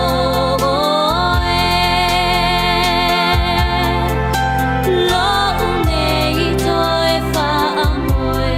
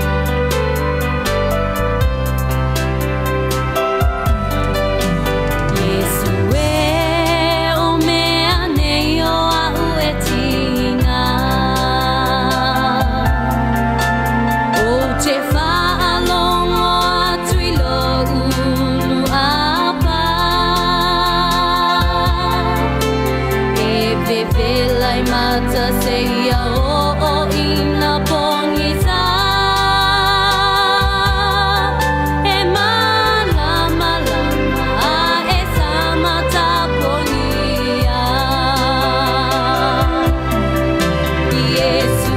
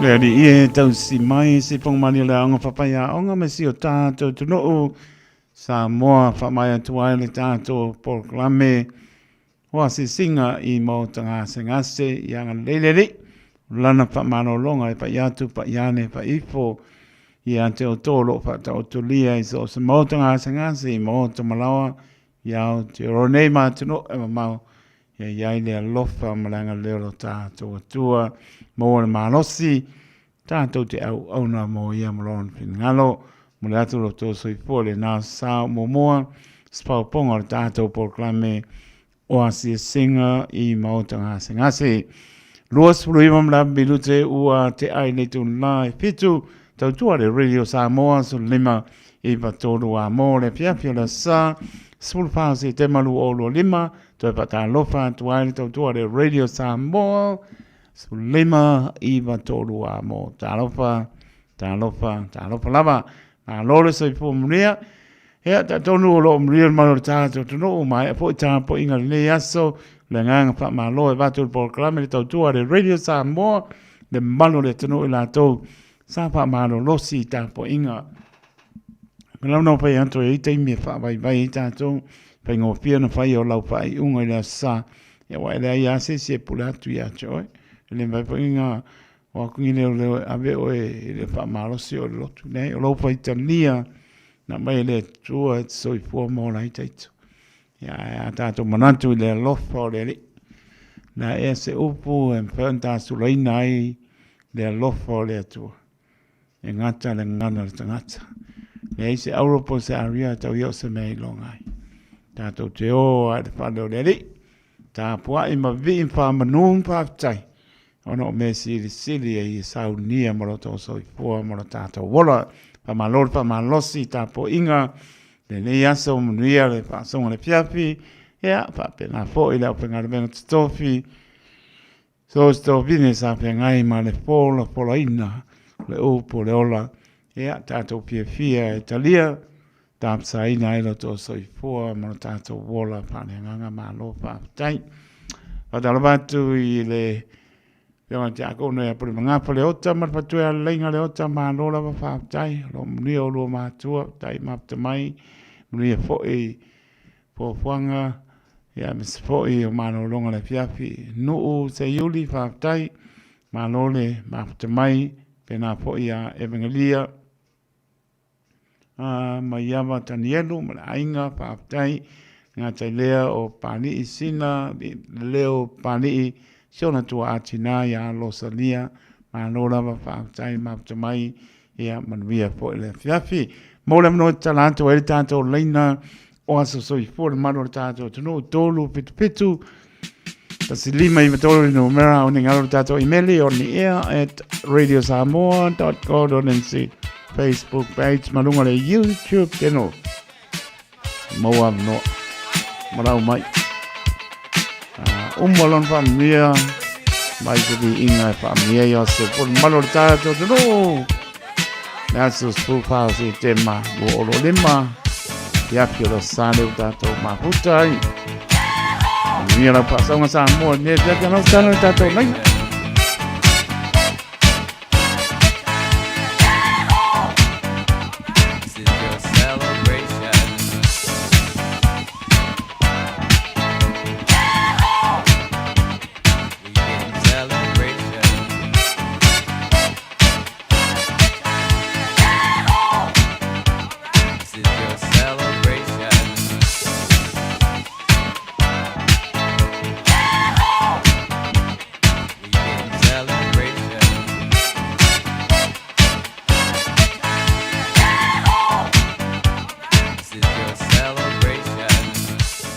No tanto lena se va mai poi tanto email le ai le Facebook page malungo le YouTube channel ya ona mina to leo se vi inga pa mia so for malo tanto no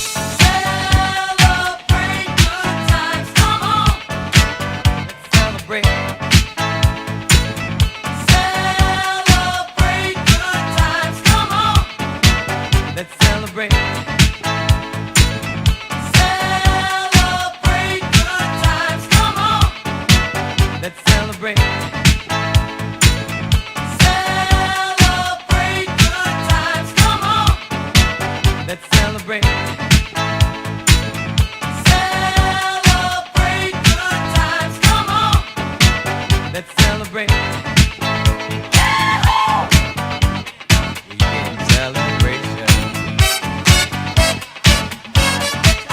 Ta tono mai ai I leis tato I meli, leis e upenga te whailangi, e ale o matato laina, vel patau baa le au na whai mafonga pa leo, po lenga le Radio Samoa, pa amneo so I pole mano tato tono ta mātina, oso ma tua pa pinsa la mana pa na witi, o to umalaman pa amneo toa so I pole so, yanga leleli, to pa popo nisi tau sanga stele so I pole mo nai, tātou manatua pēa, ia pēa pe I tātou e whai a lon whingalo. Maria te leo tō aso I fua, se whangalie le kalesia Wesleyana me tisi mai o tau saunia tātou viinga, pa mea so I fua mano le tātou tuno Iesu lo mātou ta iana.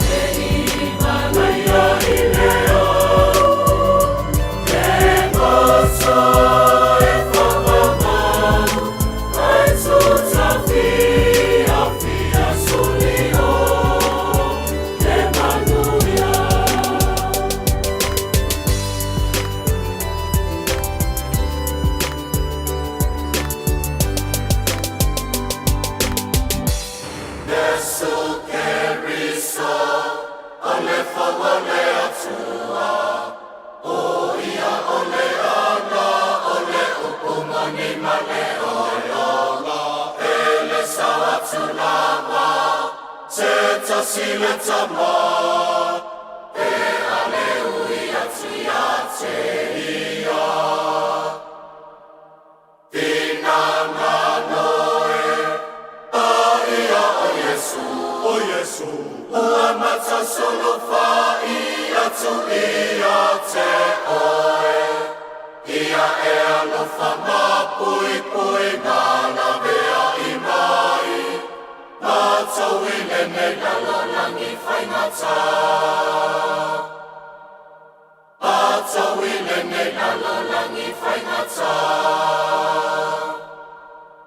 Yesu Keriso o le ano o le tua o ia o le tama i mamoi na fasia na mali mana tatu ua matou mawai o le manuia i leo lai whamabau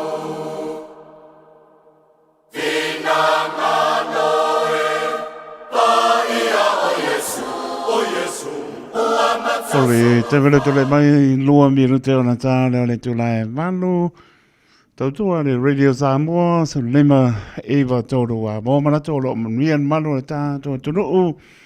Ta mai so le nā wai mōta malawa, tā po inga le ne yaso, le titi lava le whaapta yatu, Radio Samoa le manu le tā tō tunuu, pa malosi tā po inga le ne yaso, a melvi inga i le atua. Ya me spoi lau whangarong pa ia le atua, ma lor pa malosi, tō vine fia, tau suina le mai o soifua, wani nganga mo ia malona malo, mo lunga pēr le vi inga lo tātou tua, e mese o le ngāru lue ai. Lewa, tāpera mai sunga to ina ya toala, marupotu, pa o ponuu, pa pepo e sunga to ina ya to wha, pa o pepe, tātou, porklame to e wha o laola, leo lua i alofa, smea lau wha ponga Samoa.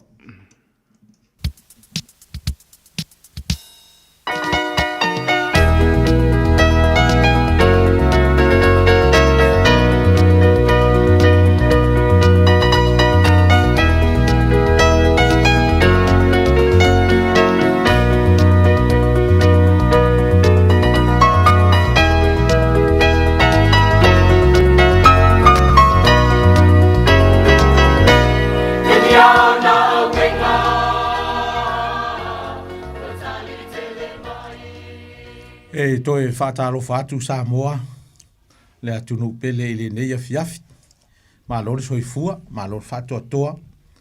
Ia, whaftai le tua ua toi maua fo i le neia avanoa, tātou te toi mafuta ai, e tu sama whaanga solonga le tātou po kalame i po sata i tasi.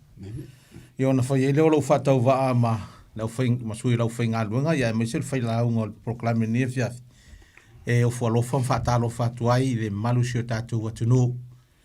O e lo mwhai ona maua mai ale tātou porkalame iso se vaenga po se staff o le nila rangi. O lo o au atu i le tātou porkalame le neia fiafi. Manatu ai le neia fiafi whatu le au whaatalofa i sunga i whawhia ngainga. Mautou wharitua i sunga i aoa mautou wharitua so se whata whaitaulanga. Na unwhia fui malu le neia so o no tāpua inga i le tua. Ia, manatu ai, ia leo whinga luenga, ia matporo kalame. Ia sa whamuniina i tātou e ala i upu fola mai la fionga le atua i le neia sa. E whaataro whatu ai le tātou por kalame i le neia fiafi. Ua vela wai maa ua whai maa sui o le por kalame o leo whinga luenga. E whaaua wina ia por kalame i le nei fo ia fiafi. Whaataro whatu i nai o tātou te maamati nā mātua. I lātou foi wale mwhai o nā ulufia ia a maota tāpua i le neia sa o na o tūlanga a matua o le soifua, ia o nisi foi o lo whapea o na mawai mai ma whingatau le soifuanga, ia o le talo le porkalame, ia vele nei porkalame, ia ai maisi o porkalame wha le tuspa ia i po sata i tasi, ia tātou te mafuta i pea, ia fionga mamana ane atua. Whatalo whatu i le tātou li teo le neia fiafi e fia foi le nganga, wa toi mau foi mafutanga malana, auna le sunga le li aha o ia taito taroto.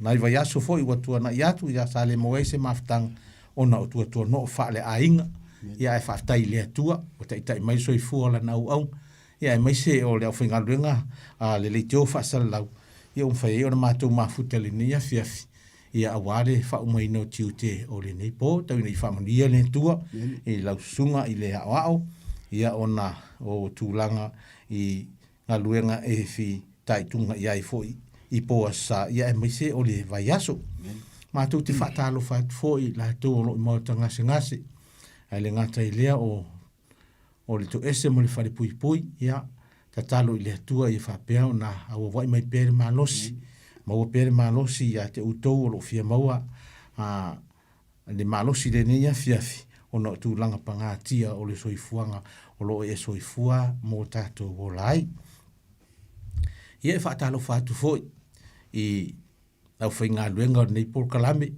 ia ua vela wai maua sui moe o le Paul Kalame le nei po ia mise o sata i tasi ia mātou te tari tonu lama o lo o tau tāpua ei ma whaanono manu ia a au whea ngai ma uam po Paul Kalame le nei po tau nei whamanuia le tua au tātou mafutai i le nei foi ia fiafi mātou te talo i le tua ia vela tātou mafutanga le nei ia fiafi o se mafutanga e mawhana e whaasoa fo i lan au ona ia fionga mamana le tua ia e whai fo i ma oso le niva i asfo o le a tātou savalia e whaatala fo i le tātou whailaunga le nia fiafi o le sunga ia manfotu to alfa afonu o ia lava o le fonga po le whailaunga o le tātou proklami po sata i tasi ia mātu te talo ia le whao unga le tua i lau sunga whaasoa mai se vaenga le nā fionga ia e whaamarusia e fo i o tātou o langa au auna i le tua ia Samoa mana u ta whaafonga tāpua i mai e mai se lava o pāanga le nei Paul Kalame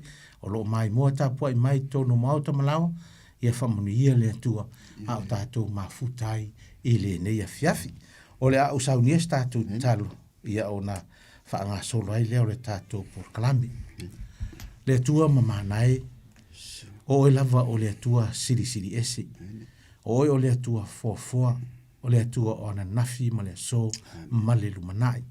Le nei tūlao le fiafi le atua a o whaafonga tāpua i mai au tangata Samoa i so se vai mea o le nei lalo langi o se vai panoa o lo o atu iai ia le leitio le atua mātou te talo ia vele nei a fiafi ma le mātou maftanga mātou te lata atua i pea i lau fio mātou te talo i lau fio whamuniesi o mātou watunu mai se lava o na o mātou ta matina ua mātutua le atua whaafua loa lo lātou soifua whamunia fo i lātou lo tinga ina mamafatia i pupua ngā mawhaingatā to tonu o whale mai to tonu o ahinga nisi fo i o lo maua i whaanoanoanga le nei a fiafi le atua whaamane mole Vātul whaamawhanwhananga siri a te i lātou, mātu te talo foi, mo i lātou le nei a fiafi le atua, mātu te loa le nei vai tau le o langa o mātou o lai le atua, ua tamu whai lava le li o le lalo langi e whaato i laloina, ia laua fionga le tusi pa ia, mātu te taro i lau fio whamanuia lau o whainga luenga, so se whata whai tau langa, mātu te talo i alu male mana upu mai au a fionga pa ia, ina i whaamalo si ai o mātou o langa au nai pia i atu oe lo mātou ta mātou te taru i lau fio, ia le mai mua whaafonga mai fo ia pa anga o le nei Paul Kalame, ia whaamanuia lau fio whape fo i lau whaingaluenga, Radio Samoa, su lima i watoru ha mola o ngai a taitolo mātou ngā lue le nei a fiafi, whaamanuia lau fio e ati la tau, talo fo i lau fio le atua ni se lau whaingaluenga lo mun mai, ia te talo ia iai lau wha ungam lau, whamunianga mo i lātou, au nei a fiafi le atua ma le mātou maftanga, o au ni o mātou sem, ni o mātou whare tonu na mātou whaia, whamangalo i mātou tutupa i o Yesu lo mātou wali whaola, ua mātou ta talo ma wala awa tuai nei. Amen.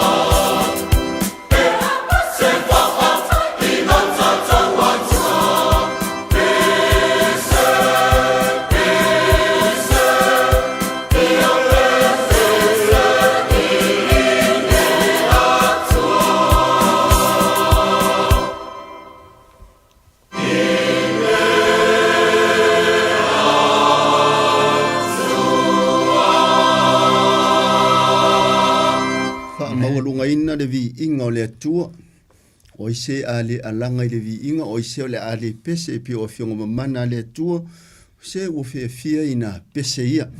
Manatu e faa afi mai le atua, le tamale alo ma le ngangasai lau faa fonga pa anga masani le tātou pokalame le toi faa olola le lua ialofa, tai nane o Samoa no pia i mau tūri manu mata faa fia le lalulangi.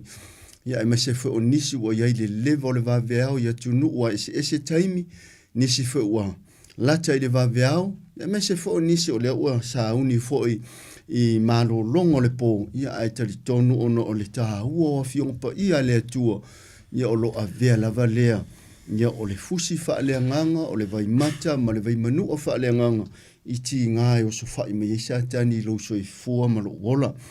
E maua lunga i mea umale nganga faa afitai, sa maua i le faa soa, le sunga, i le o ia ta vai meni, o le aso le fai ngā whiriwhiringa so tātou o tunu o le aso tonu lea, ia na tu fata sia ai, ia le alo fo i faa sino i le au na ia teito matua taulangi ma le whalitua ni wa fo lau, le ana faa lupe ina fo i tu lau se faa matalanga, ia o le pepe lea le leiti o, o lea e langona lea nganga faa afitai, so se a inga lava, e nau mama tua ia iai nisi o le no whaalu, e a vea mataulanga to tofi mo le ngā ruenga le atua. O a nisi ngā ruenga, le isi ngā ruenga sili le tātou o e save le atua. Tātou te o ifo le tunga mau e le mwhaiona tātou tali ina, pe whamaria ina le atua, i le so i fua na mau oro na alo, o na oe, ma o mai tātou uma.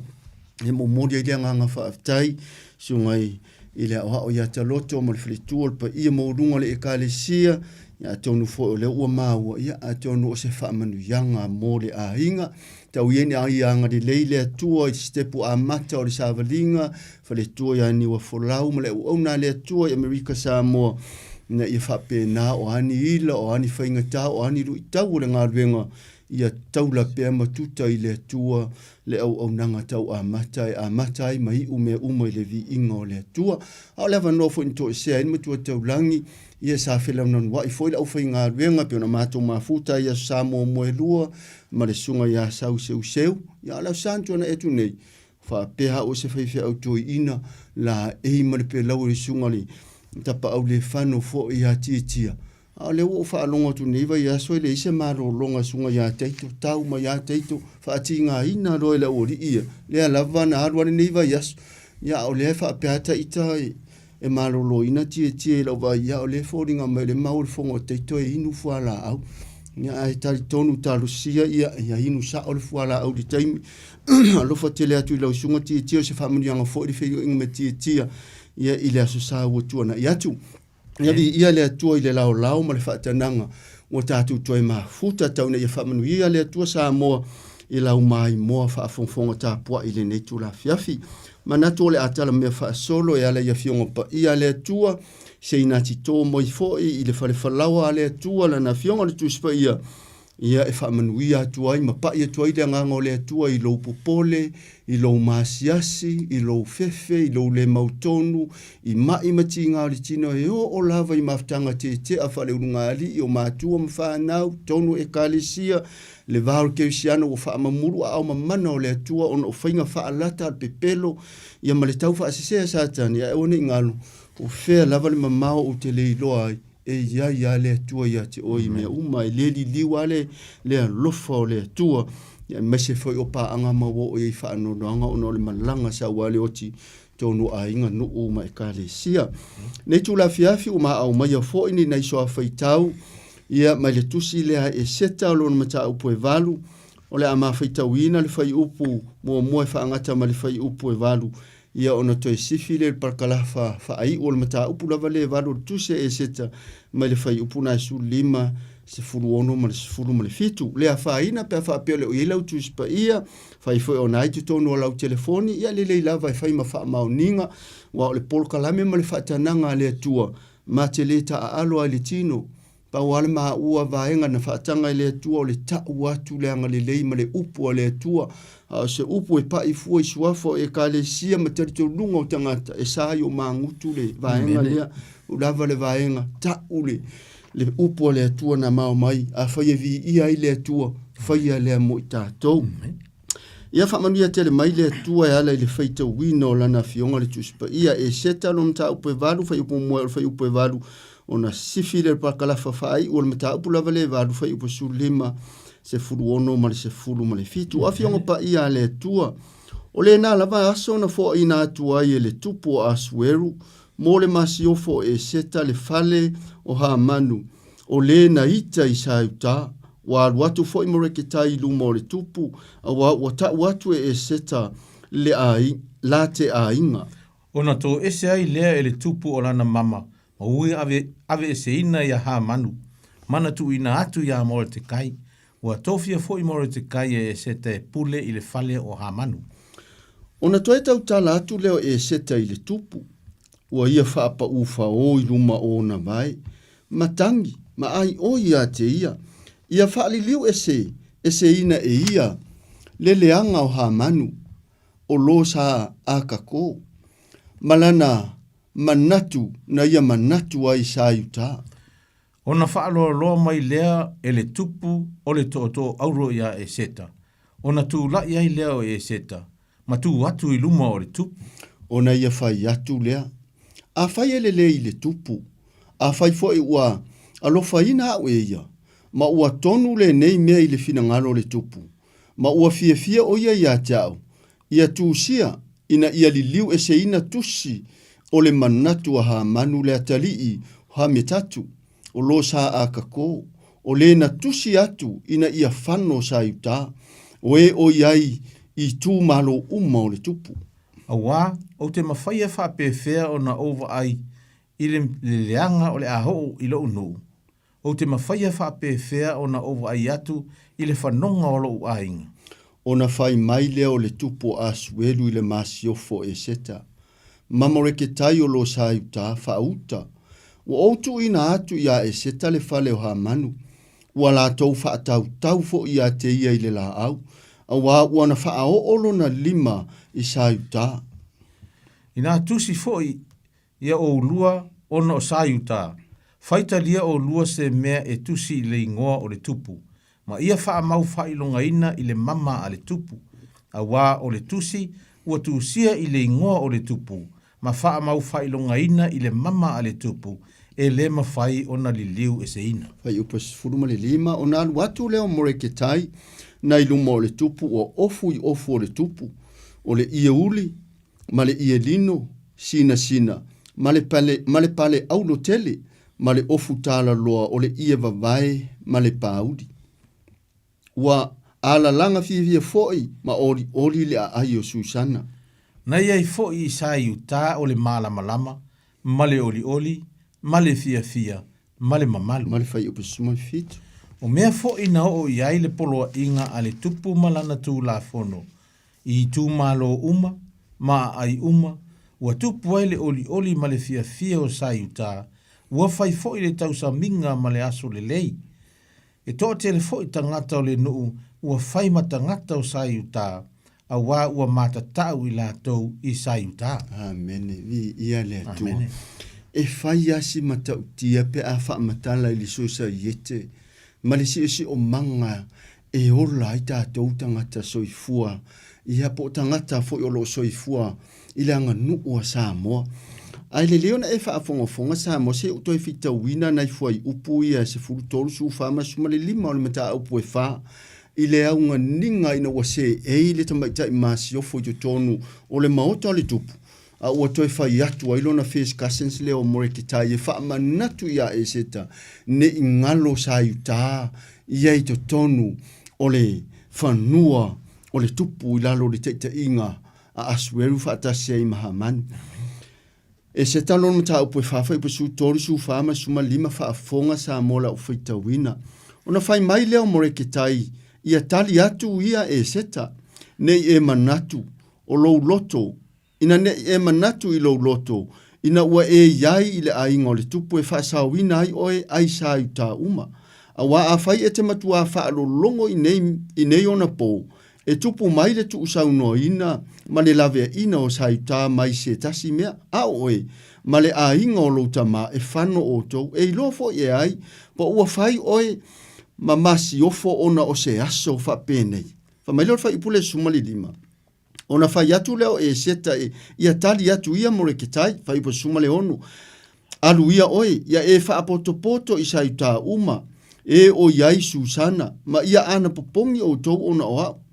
Aua fo nei o tau a ai, aua fo le inu ia so e toru, i pō maleao, i le pō maleao, o au foi, ma lo ungaru teine, ma tau te ana popongi wha pēnā. E wha pēnā foi ona o waru atu i le tupu, o le mea e le tusa ma le tū la fono, a whai o te oti.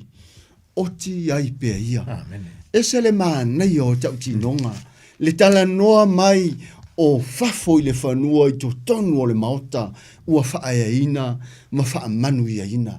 Le tala noanga, le ua toi wha manatu o tua ia moreke tai, na ia vai tamahina si ona teile o e seta, ina ua feoti na iona mātua lona tamā, ma lona tina wai first cousins ia moreke taima e seta. Le la ua whaaya ina i le sa i linga o se masi o fore tupu. A ua toi wha manatu ma toi wha whangu lava i moreke tai e seta. Ina ne e manatu o loua fio ma lo sa o whai te tonu o le maote o le tupu. E wha sa wina ai oe mai a sa i tāpe au na sau le os whainga. A o leana wha mai leo upu whai una le whai upo sumar tonu ma le whai upo sumar le wha. A o aina manatu e seta, o le a whai oe ma se masiofo le tupu, ona o se aso wha pēnei. O le whanonga na avatu e moreke taia e seta, o le ki e ta talai nai manuia o le atua.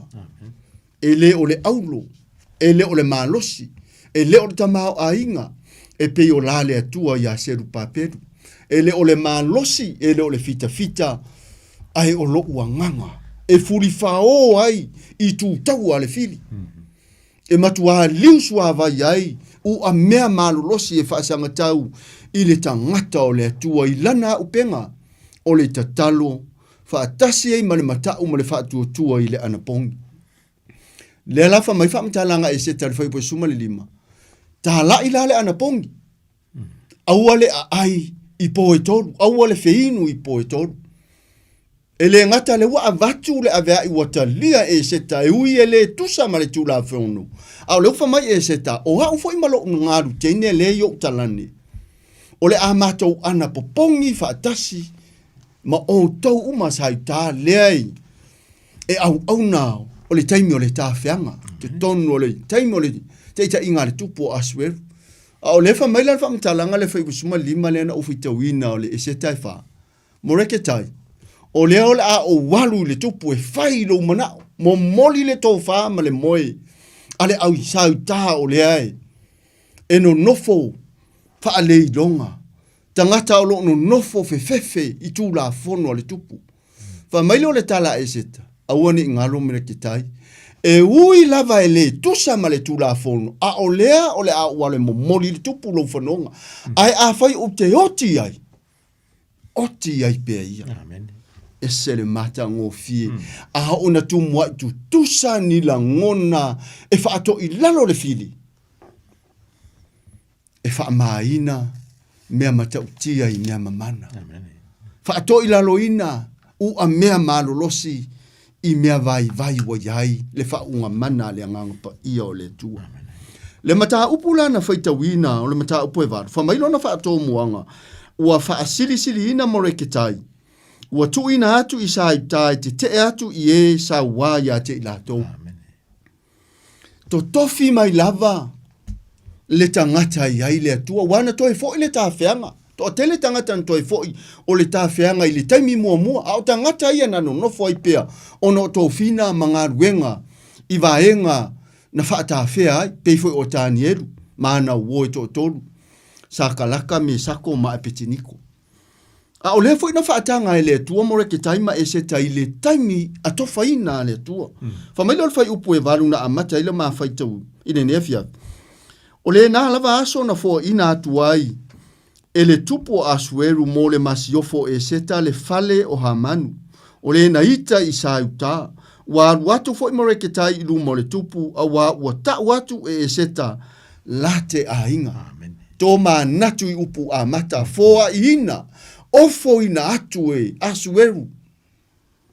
Le tupu lea wa avea e tausia li ai le masiofo e seta. Le fale o le tangata na fai fili ia moreketai. Le fale o le tangata na manatu o ia na te whaatau wina le polo inga ina mua tatala ese. Mai le aho asuerura na mama i le taimi mua moma tui na atu ia hamanu. O ia na te sia le tūla fono. Ma longo i tūri manu e fia o le mano. Na ese langona na ia yoha manu. Malana masi ofo o se lesa. Matua wha maua lunga ha manu. O ia e sui tūlanga i le nofoa. Ia ma vai atu asueru. Fa mai le wha matalanga le whai upelua. Ona tō ese ai lea e le tupu o lana mama.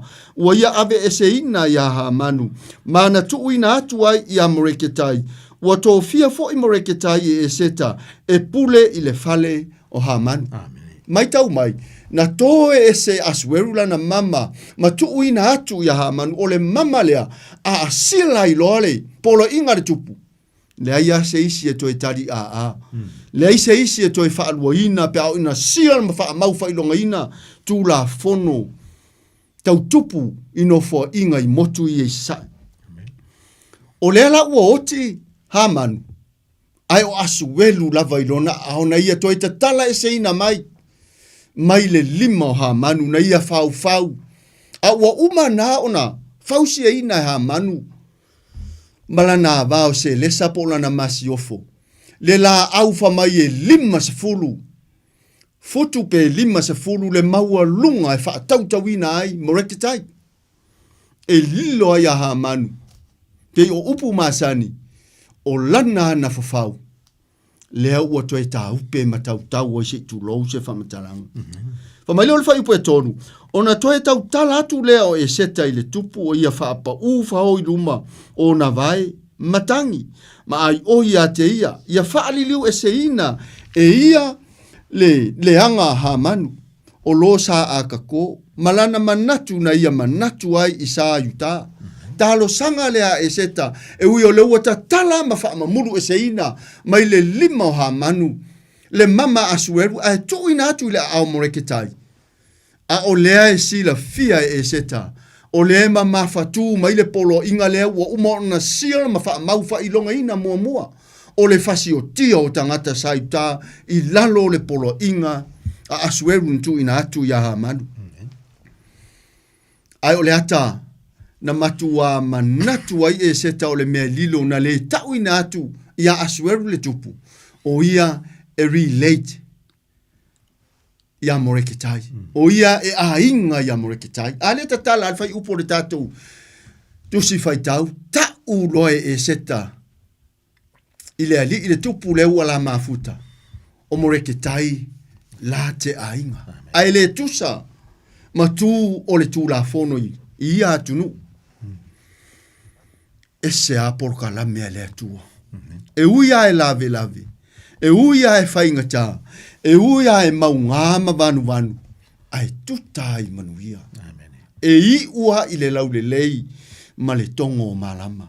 Whaafonga la le whai upo e wha. Se i sui fwoi se whaafonga se isi o vaenga lea ua. O otu i le tātou whaitau. Ona whaaloa mai lea e le tupu o le tō auro ia e seta. Ona tū lai ai leo e seta. Ma tū atu i lumo o le tupu. Ma le lima. Ona ia whai atu lea. A whai e le lei le tupu. A whai foi walo whai na au e ia. Ma ua tonu le nei mea i le finangano le tupu. Ma ua i fia o ia ia te au. Ia tu sia ina ia liliu e se ina tusi o le manatu o ha manu le atalii o hamitatu. O le saa a kako. O le na tusi atu ina ia whano sa yuta.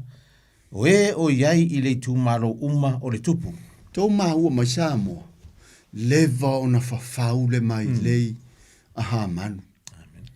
Pua lilo ia ha manu o ia e toi la vea ilana mai lei.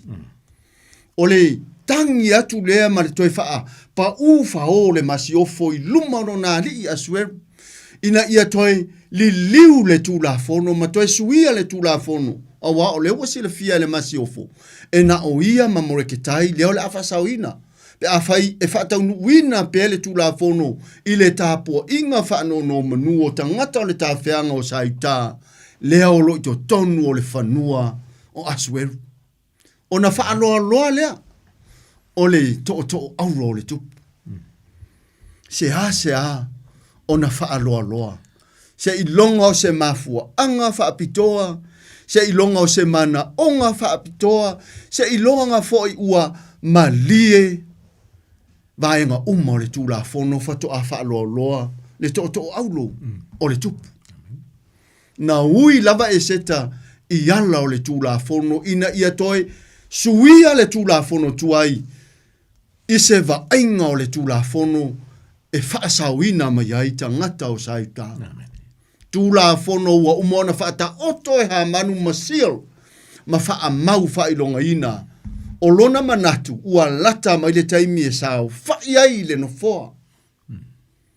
O na whasi o tia lo leo more ke tai whaatasi mata ngata o le tawhianga o saita. O na whai mai leo le whai upo e 5 leo la u whai tawina, whai upo e 1 leo la u whai tawina. A wā o te mawhaia whaapewhia na ova ai atu i le leanga o le a o ilo nu. O te mawhaia whaapewhia na ova ai atu i le whanonga o lo ainga. E le mawhaia na tātou mata o whasia se tasi e te tau ai i luma o lau mai moanga.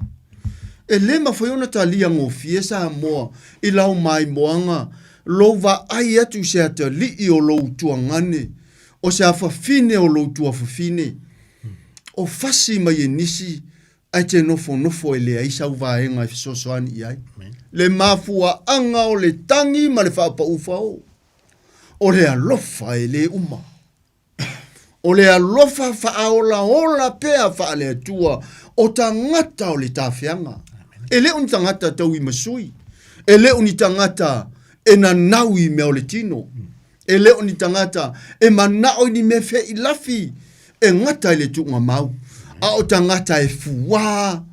Ina nei va ea le mamalu o le atua. Ne ia fio ese le atua ma i la tau. E ala i le taita inga mana a lona nganga pa ia. Ese le taha ua upu iana au mai le fai upu le ono. A wā o te mawhaia whaapewhia ona o wa ai atu i le leanga o le a o ilo nu. O te mawhaia whaapewhia ona o wa ai atu i le whanonga o lo ainga. Leanga e o i lo nu.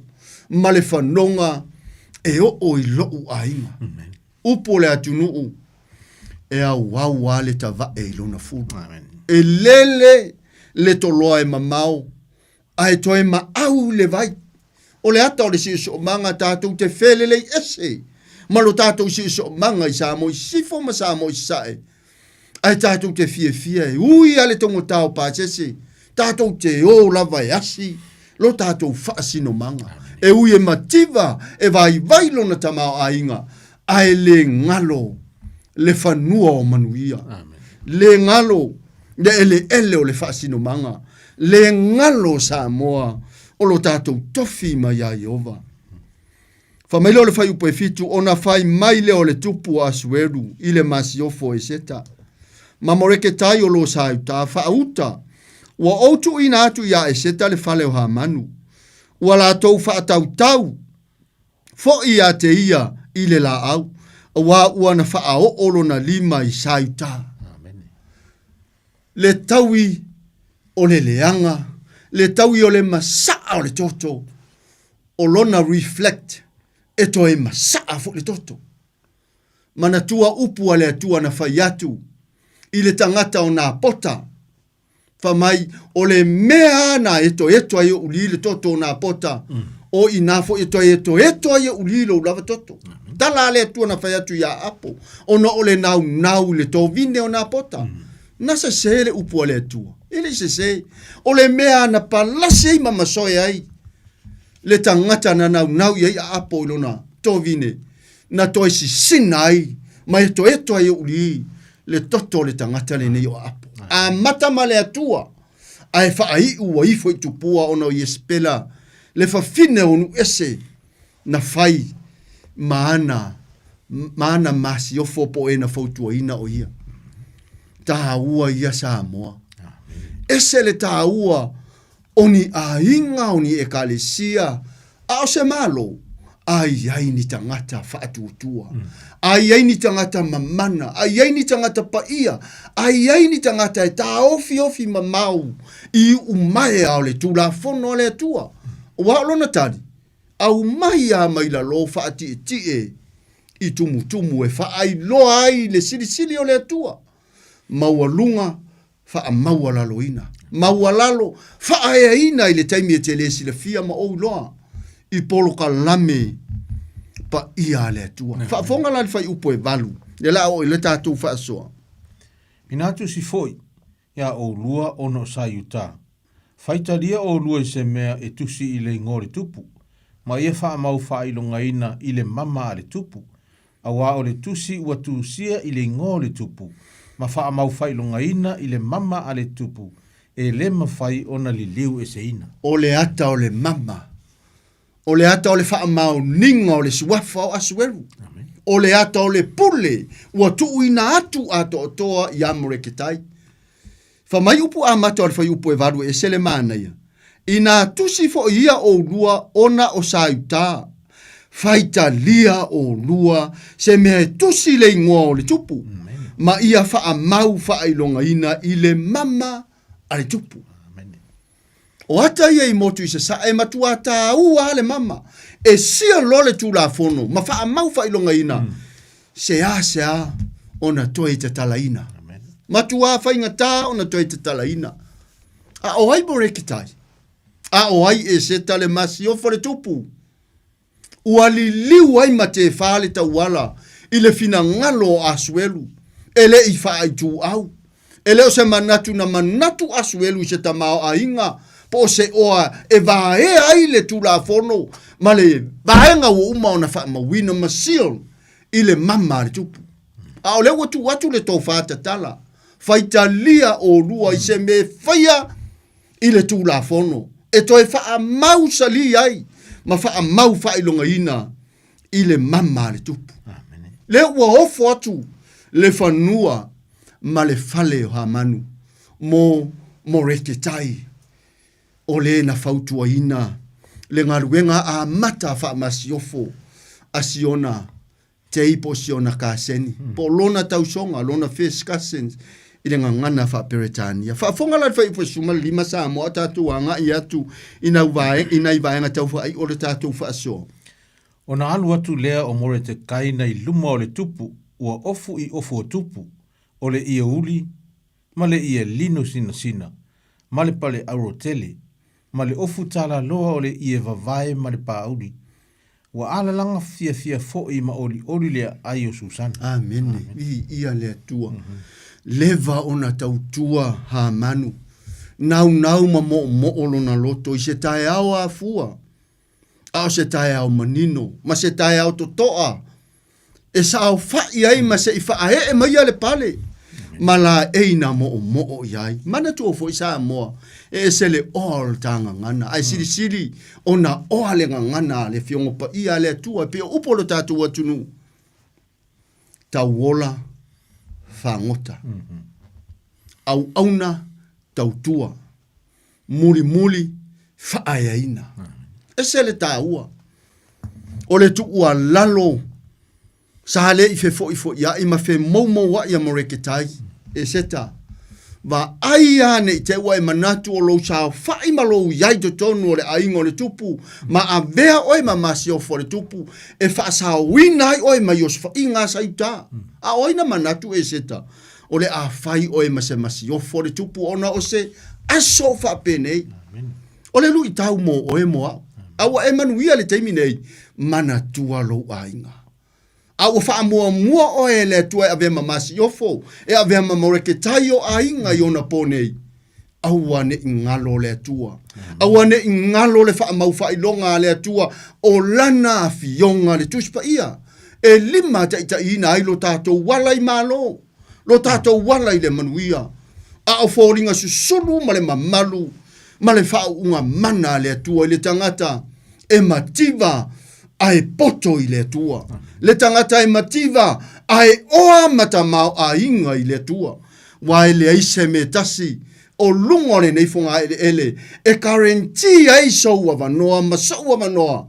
i le langi ma le ola e whaavavau, ua na o le suafa manu malo te riso, e pe o la Iesu ia Nikodemo le matau pe tolu o tusi, o le Ioane Evangelia lo le matau pe tolu. Na fia talai atu ai Iesu ia Nikodemo, e le mawhai ona e, a fio atu le malo le atua, pe a e lea, whanau fo wina. No one can enter the kingdom of God, or no one can see the kingdom of God unless he is born again. Amen. O tangata e whanau fo wina, e le fefe i le matamata ito le tūla fono, pe a o na ia te i la tau le atua. Whamaile o le whai upo sifuru ma le ono, na iai fo i sa utao le malamalama, ma le oli, ma le fia, ma le mamalu. No na umaha na whae e o le pale, i le ao moreketai, ma la eina wha o fuina ai, i e pauli, ma nisio vaenga matu ina atu le mama le ana i le 5 o hamanu, le tangata na manatu e tau i masui, wa uma o na whafaula na la au, e wha tau ina ai moreketai, na zigzag le porkalame ale atua, na upside down le porkalame ale fidi, i le porkalame mamana ale atua, Samoa, a inga mawo pele. A fai ole na lava e pongi salo fina ngalo. Na e lava te le idua le lei malo uso. Na e lava te hita ile au whainga duanga totofi le tua. Na e lava te le fie ilo ta mama lo tina. E meso lo uso atangata. Va ai a lau la au mala ula au. Ne yo to e lave la vea ai. Fai ale le leinga. E pe ona mua i sau Yesu le toi fa ola ola le udua i alofa. Unconditional love le tua. Ona o oe. Maha uma i tātou uma. E le i tāpena ina, e le atua lo na alo pele, e liu le tangata e pe o oe mao le tangata angasala. Ona o se le lei o le ai ngā atua. Tāpena e le atua, ona o i tātou o tangata, tātou te le karenti, le langi, ma le ola e whawawau. Ai whamai Yesu, tau alo tātou whatutua, tātou te ola ai. Pe ona whamai le tatalo umia Yesu le Ioane Evangelia. O lona matape suma le fitu, alona whai upe tolu, o le nei foi le ola e whawawau. Ia la tau i loa o e le atua moni e totas. A toa malena e uina mai. O ke riso Yesu. Pau wale o le mana onga le langi. E se le tāua o upu ia ina wa o sana tangata le fai unga o le fai upu le suma le 5 whamai. Wa ala langa fia foi. Ma oli le ai o susana. Ala langa le o te tele. Fa ina le to ilalo ma le fefei. I whainga tau wha matau ha manu. Na ui mai ai le firi. O vaenga e toi fia mawhaina le whai upo suma le ono. Na iai fo i sai tā mua o le malama, lua o le oli, tolu, o le fia, wha male mamalu. A o ina ato atoa vaenga na e whai lo so i fua malo uola. E te ngana atu, e te whale tau wala. Ma sui le tau whale a inga male nuu. Ile ngana le tangata ia ile tua. Tangata e mativa, tangata se asa ona iloa. A ona fati e ona moni ile upo le atunu. Fati e ile maasala. Ile taimi ale tua. O kale mana ia. Ne wa au mai ana iai fo i sai ta le malama le oli le fia male mamalu. Ale iai le atua i se mea le aise malama. Ale aise nganga pa ia i se mea ele langona ina se mamalu. Ale iai Yesu i se mea ele maua se oli ma se fia. Fa fonga la o tātou o mai le fai unga le tātou fa sori fai upu muri e se furuma le fitu. O mea fo ina o iai le polo i ngā le tupu malana tū la fono. I tū malo uma, maa ai uma, ua tupu ai le oli ma le fia i sa iuta. Ua fai foi le tausa minga ma le aso le lei. E toa tele foi tangata le nuu ua fai ma tangata o sa iuta. Awa ua mata tau i la tau i sa iuta. Amen. O mai a tangata e toa lua faa le ilonga. O mai a sisi le fu o sa iuta i whanua ese. I ele ese. Mali liu mai ai tangata e le tangata. Sa iuta masiang i le faa mau faa ilonga.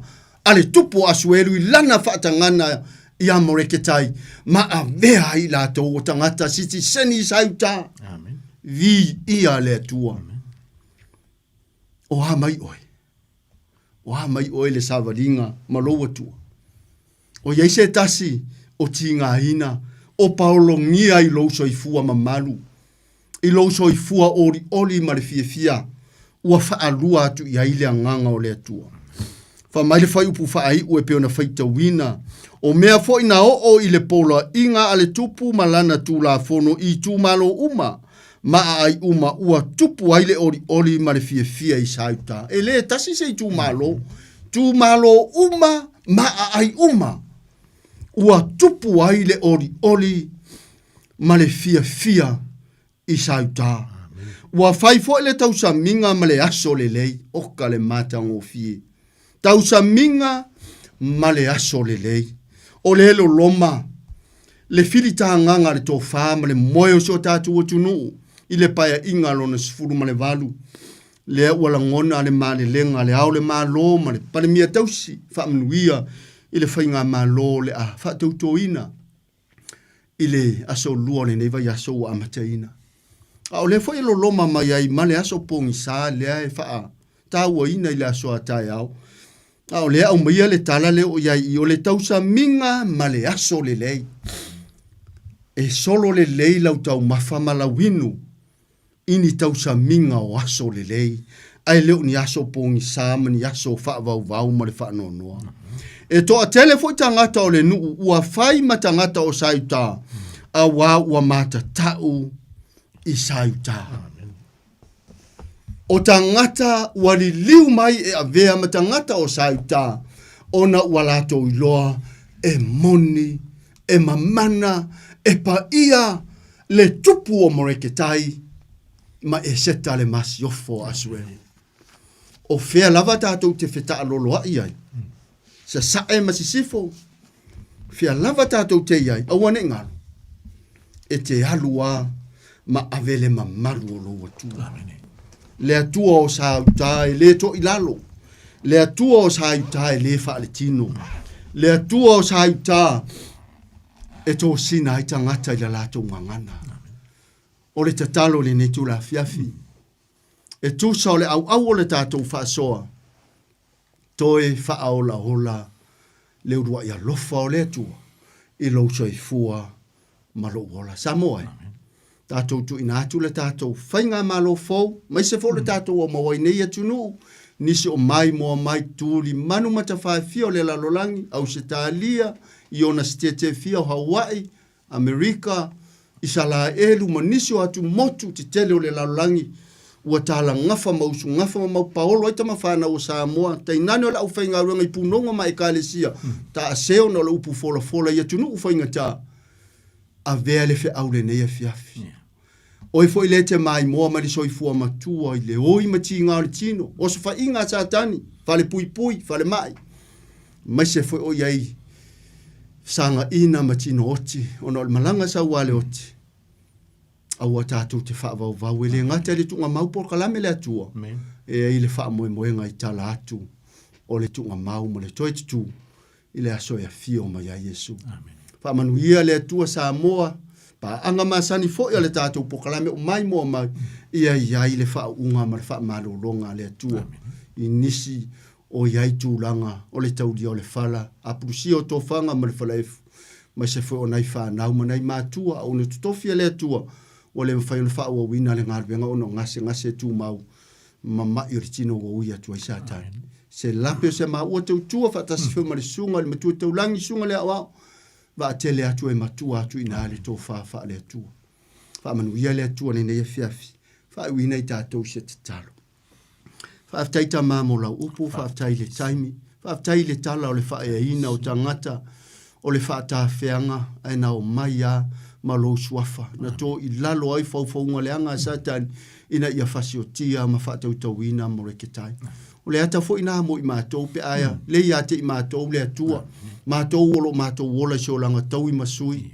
matou wolanga tu silima ma le fe fa manga loa ai avea fe awone ne ia fiafi to e fa manatu mai I pe le lofa fa ola o le atua mo sa mo na tangata fa manuia le tapo inga pa anga le matou pokalame fa manuia fo I lau ona ia teito le falitua ma no falu mai se ole e kalesia i ono tulanga to whaamanuia Samoa i ona tuli manu e fia ma langa atu fone nei afiafi tai tuloina i maa ua i le pongi sao le ala ia o whaiva matiu te ole vai as fōu tai ma tausi i mātou whanau ia o onga mai se foi o tiu te ma whaiva masani o le au tautua le fatu ai ngā tausi i Samoa i sifo ma Samoa i sae ia whaamanuia lau fio nisi o loo iai whaanonoanga o le wala ule oti whaapena o na pa ia tu i lau whaamawhananga ma lau whaamaise sa uanga iu tangata keusiano e leu tuwa ia tiri o na sulu o tua i lau malama ia tu nuu i whai tupua malpunisa. Tu mau mai ta ma yo mātou lunga o malava le alofa tu noa lau file mua Yesu Keriso. A to aita ma male maftanga mawhana whana malo ngangsa. Por kalame whai o nenei a fiafi. Tai tolu ina i la tau e lo wanganga. Ona o lo suafa Yesu o ole whaaftai e tuai nei. Amen.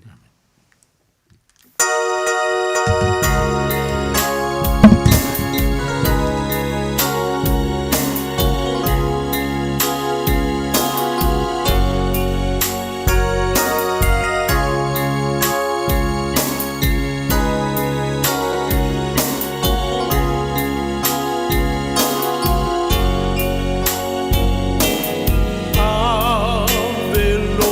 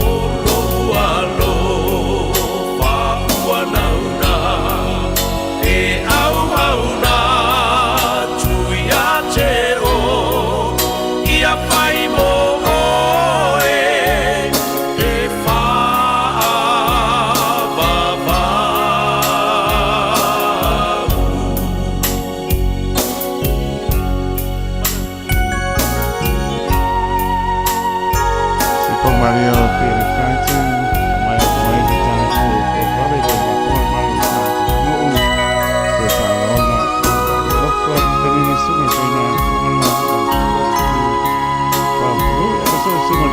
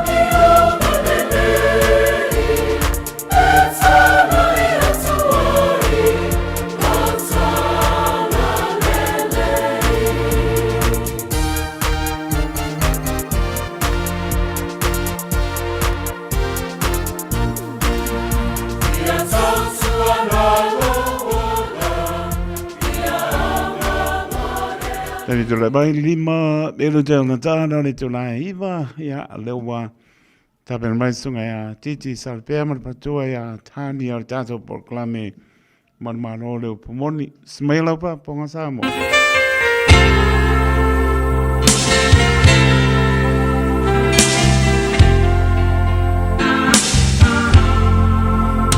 Leoli ia tachala lau whaalo ia matala whai totoa olo uloto sauni e talia le pai mai o lau upu lawa fionga o te olai o lau upu o le sulu i o uvae le malamalama o ilea i o uala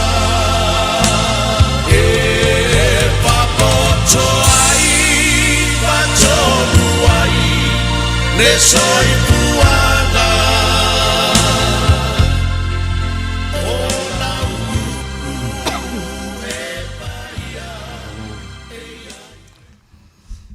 Praise the Lord. Hallelujah. Thank you, Jesus. Thank you, Father. Wonderful Savior. Wonderful Savior. Hallelujah. We worship you, Lord. Hallelujah. Pe aluli nea fiafi tama. Pe aluli nea fiafi o mātou whaafeta ia lau a fio. O mātou mautino la vai tu sai mala upu e le mawhaina lanu tama. Amen. E le mawhaina whaatu sai nani upu. Le lofa tu noa sidi ese o lau a fio. Amen. Nā le whaafeta ia leo noa ma le lontu e whaamaulalo. Pe antu ia vi ia oe whaavavau. Hallelujah. Si tiu alofa me umalo mātua tua le nei aso, ale nei fo ia fiafi. Whawawina le polkalame o le avanoa o le whaituto ona te tala e laua fio. Si tia ua alofa le mataina si o lawa ina whaiwina te maa. So se Samoa lo mātua tua o le a whaafafonga le nea fiafi. Si tia ua alofa me umatama. Si o wala si e se lo alofa tu noa. Lo fina ngalo alofa e te le fina ngalo ia whano setasi. A wawa uina matau ala ngaina la upumoni tama. Whengau yo ya yo lo nganga pa ia. Ngā tia le whata wa o honga tama. Iu me umai lo viinga. Whawhiloa i se mana onga, whamalia i se ngalala, whasoloto i se loto o mawhatia. Si tia ni avenga ngau sia ni amo i le mana o lau upu i le nea fiafi. I le ngalua lo nganga pa ia. Mo lo malo mo lo viinga. Whawhitai tele, mātou te le masal sao. Whawhitai tele i lo alofa tunoa. I lo upolo o lau lo ngalue. Whawhitai alo nganga pa i o le wheso Swan City. Ia vi ia o nei maso uma. Malu pui pui a lau whanau iu au lo whawhitai tama. Whawhitai tele ala ia Yesu te talo le whawhitai. Amen, amen. Hallelujah. Thank you, Jesus. Thank you, Jesus. Le fo i tu la le afiafi. Pena ona fale o tuai fo i se fatalofa se o falofa. Fa felo ai atu tatu por kalami e man malo le upumoni. Se o tatu atu no pele o Samuel ne afiafi. Fatalofa tuai sunga fa fianga inga mo la tu fatua. Ile ngata ile ia o sinsina o Samoa. Ta mama tina matua. Se o lava ia luma whanau. Fatalo fatu foi tatou pa ngala sani ia e mai se o elo fa pena ona manatua le nei por kalami e manu malo le upumoni fa nga ina lau ona fatau va o titi io to talo sanga fatalo fatu foi tatou viewers i lunga Facebook o le YouTube io fe lava lo o tua ile tautua le nei ala leo fatalo fatu foi le au na ia taito ia matou fero ai fia fo le nea fiafi fa manu ia tele le tu la sunga male ai ma lo lava lo sai ma lo le folau ia fatalo fatu fo le uso le nea fiafi tatonu ia lo no fota pai mai ma lo le la fatu tu ai le tua ma lo le lo fa ile tua ona la silo sa fatalo fa le nea fiafi io sunga ia titi sale pea ia via ma afea wale tu le nea fiafi fa manu ia tele le tu la sunga wana sa ona fatava ia sa tonu le fa nga mana le tu lo mo ai pele ma lo si fa le nganga e au na ile tu mai se le forfula ino upu ma le fiong pa ia tama fa manu ia tele le tu la sunga mai se fole por kalame ia mai se fole fa fonga anga sio tsa watu no pelo Samuel ne afiafi fa manu ia tele le tu praise God. Praise the Lord. Praise the Lord. Ia, vi ia le li. Tama ia whaafita ia lavala ua fio le ungoa. Mea uma mtaimi uma. Ni fu ia fiafi mātou ngō fie. Ia, vi ia le li na uwhatalo whantu ia sio pele. E sio tātou watunu pele o Samoa le nefu ia fiafi. Ia, whatalo whamato e o whalofa antu le swafa manu malo i e sukerisu. Ia, me se fwere sunga la wau, ana wauna ia teito le ukwa mako koe whiloa i fwy whaafita i heile. Ia. Ele o mawai lava le lofa ma le whamaoni o le tua. Amen. Ia o lo whalo loi lunga o na tangata. Praise the Lord.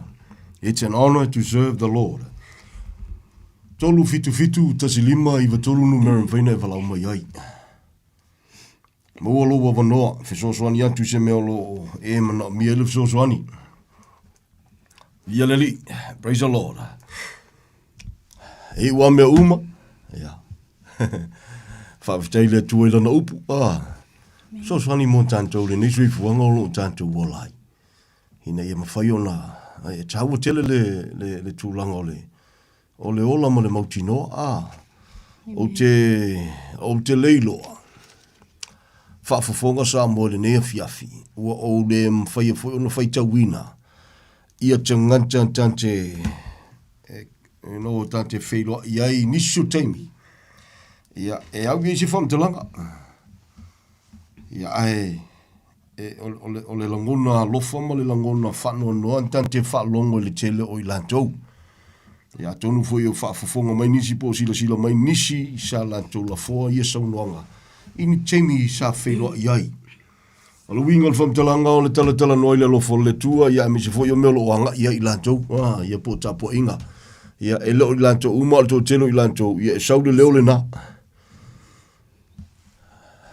e alua ona ole upu al tama maltina e alua ona ole kalesia le na mantou wola mai o mantou tapo iai ia vatu se fisidi fatawa ola so silafia la so silafia ia saulo si fasi leo le na ia tanto ia ole mea ua na ola mai ale nei a inga ole tapo inga lea without knowing malangona le chaua ole meingo ole ola tapo ai ole mea fo ia fa vai ai dunga le tapo inga le tapo ai o se leo fa no no ole matua to te leo sa mo lo mafatia le tulanga se tasina vai nga te tala i pele ava noa ele nga tau le tua lava i lona alofa tu no na ngalua lona nganga pa ia i lota tangata fatau waa e ala ina alu fa belpol kalamele nei e manu malole upumoni te tala lava noa i so se vai ngol tuspa ia atoa te fia malamalama i ona wa onga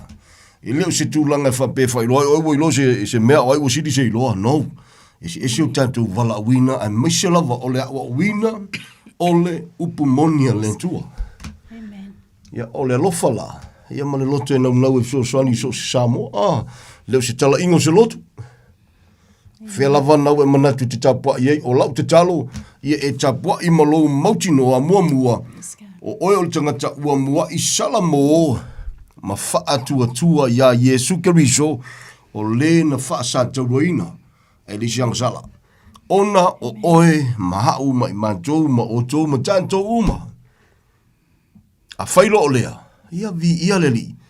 Ia ona e whasanga lole te au auna o whene te au auna ia ma e sila fo i oilo po le tua. Au ona e whalongolongo i tau alanga, au auna ia tu i matei tau wale, fui ka ki ka walanga, fui ka ki kongo le kovinga, le ka ki ngalu hai, aua, o lata whaasole na. Whalongo, whawhitai le tua, ai alu whale, spend some time te koe su elo kuspa ia ma tue ma futa o i le tua ele le upua. Ia e whafufonga tula pe te sa ilia tilo po le tua, o le mele o le pese ko whaifi au, e makaonga kasi ama lo po le tua, tu sa ima lo po le tua, na e whawhitai a tiri le tua. Ia mai te talo tama, ngā tia leo au na whantau wa alo matu ngalu rue whatasi, ia. Ai whaungahina mo lona viinga, mo le viinga tama. Mai le maa ngai alo ngawhi au, ai, e whai kauaku, e sa ili atu, e leo ngatasi, le tala le tuspa ia le te whai tau mai sa ili e se fo ili whi au le kawalanga. O nala, o te talo, sa mōna tunu pele. Awe te no foa. Awe te manatu mai tu langa na. E yele upe whapea le tuspa ia. Walanga le leo le Samoa. Whalawe tele le talo ni fiafi, most of the time, Alanga le leo le Samoa o te whalongo iai. Ia e lunga le auna ia lona whale tonu. E lunga le whaifi au ia lona whale tonu. O le whesosoani atu ale pol kalame manu malole upumoni so se Samoa la fose upule na. I le mele te tapua i mai anga iai. E moni maoni le saunoanga. E lunga le auna. Ai o le mea ina i awai lau sila ina i awaina i ngata ina lau sila onga e relax lo le ma pese i se tulo o le avea ma lafitanga ia te oe le melea. E le mawhai, mai le na o le auna ngata i le mele na e lungo le auna. A whale tonu le auna, e whale tonu foi ma oe le alo i lalo. Le tapua i lalo. Lea e lalo le taita inga ale na au auna. I e malamlama le tala tuspa ia. O le whamtalanga tuspa ia le savalinga Israelu. A whale kongu le iripu o le tangata va ai lea. Whaimele tala tuspa ia e oti le tangata ono le angasala au le toto le tangata i lunga ole iripu po le tangata va ai. Awala ni mama sangia ia te oe Samoa.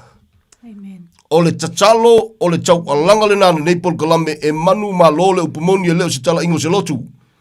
Awa ni mama sangia ia te oi mai whape e pule ama kou ia. A e whafufonga mai lo ta leo whatau waa. E pau al tanga tela whala puna pule ama tau. O le tanga tele isalamo mo ni am whatu tua ia Yesu Keriso, which is I can understand. O le tino aia loto le tino langa e se le tanga ta lotu. E se le tanga ta ua ola. I le o langa o le au auna i le tua e tusa malana upu. Praise the Lord. O le sosoani lana. O le tawalanga na tātou Paul Kalame. Via le li. Ina ia mawhai ana sosoani atu. I so o se Samoa. Na o te tala tātou lainga tolu fitu tasi lima i watolu.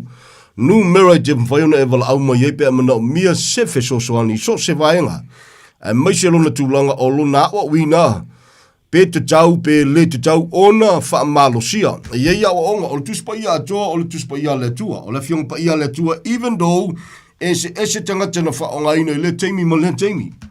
A ese le sila ia, i wha fitai, o lau mawhainga kako, i o tau a ao mo tātou lima, le tusipa ia le wa atoa, le wa, marikenesi o le whalinga. Ai e whaitau ina, o le makwa vā, mena tutupu, i le teimi ma le teimi ma le teimi. But it's amazing le ngalua o le tua. Whamere tangata o le tua. O le tusi pa ia tu sia tangata o le tua. Ina ua o Sofia le nganga pa ia o le li. Matau tia la. Le nei te leo le tusi pa ia Samoa.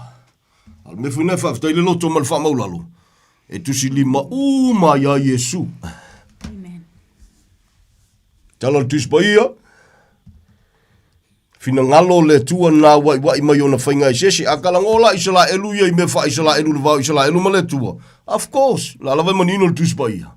O ila tau ia, na mua o si whenga inga ma le tua. O ila tau ia, na mua i ave ia i le tua le wheau e mamoli i le lalolangi a toa. O ila tau ia.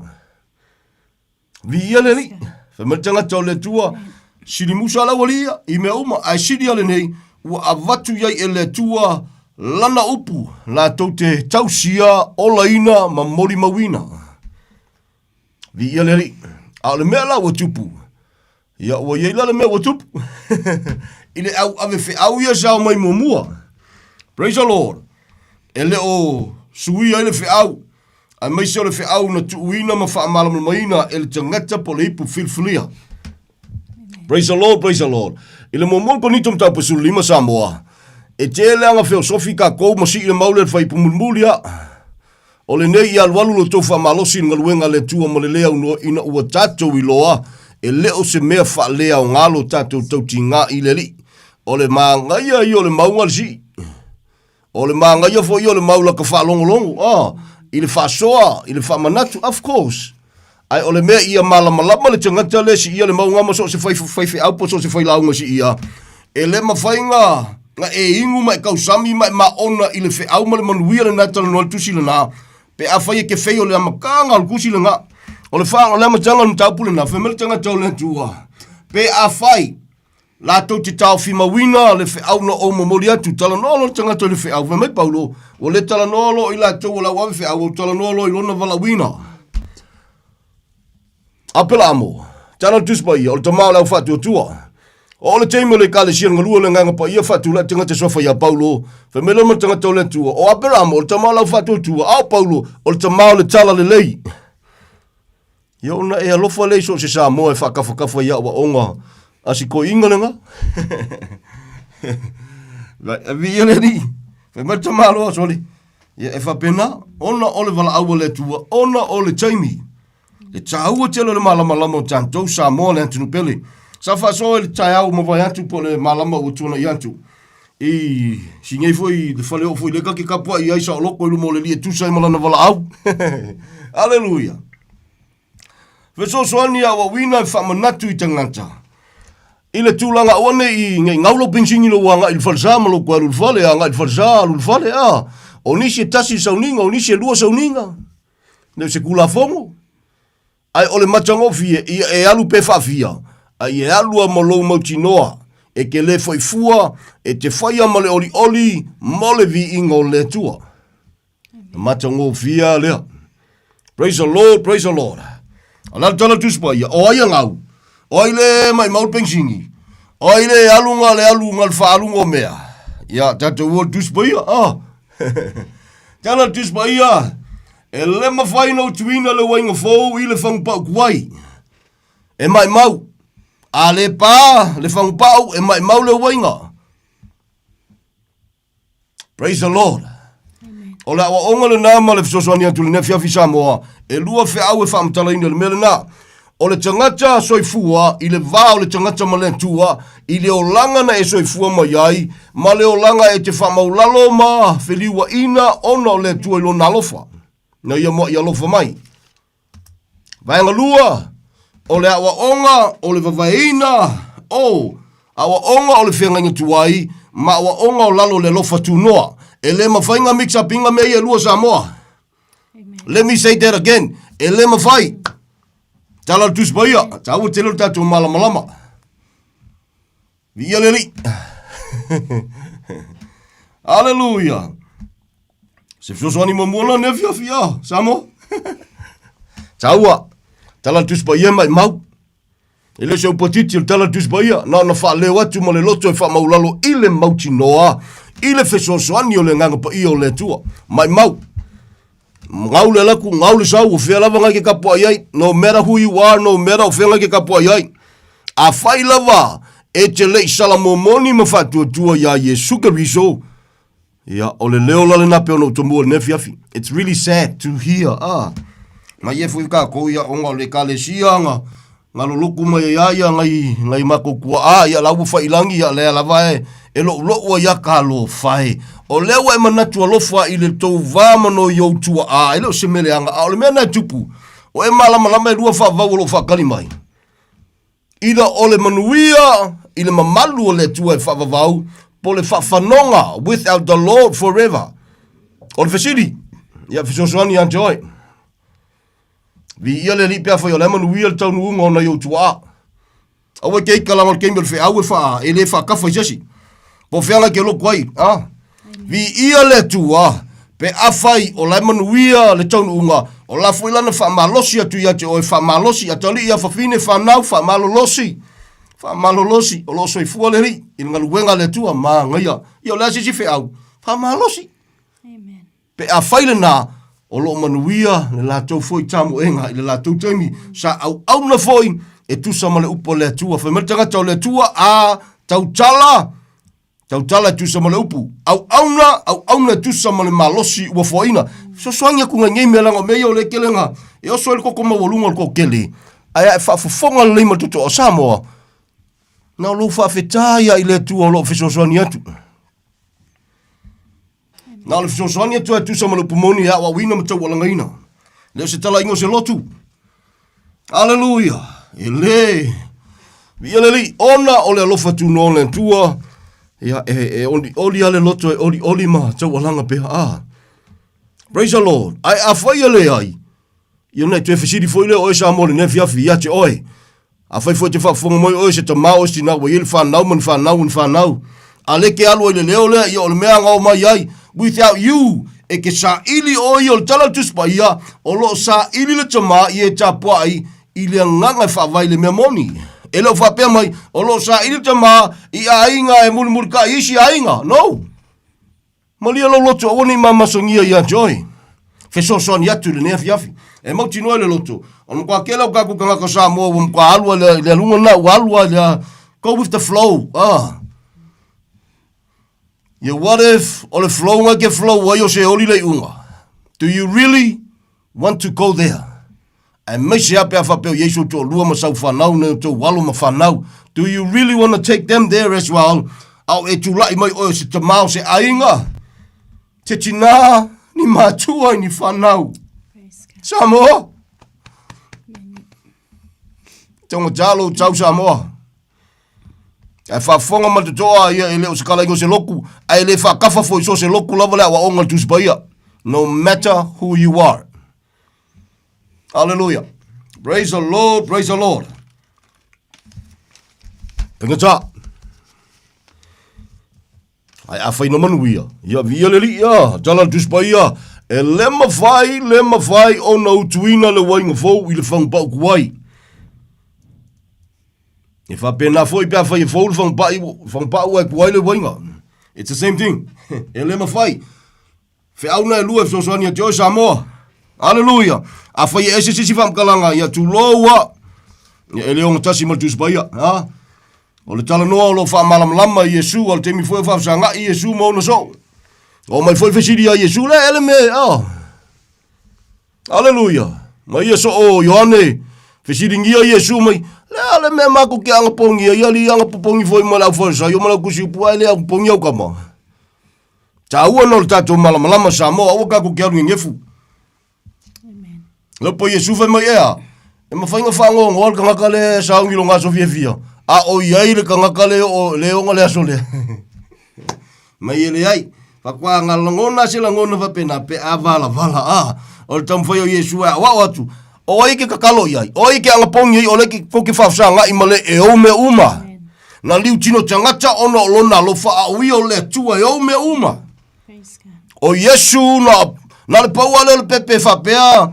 Ia le koinga le soifuanga ma le koinga pepe e pe oia. E le si pepe whapea a.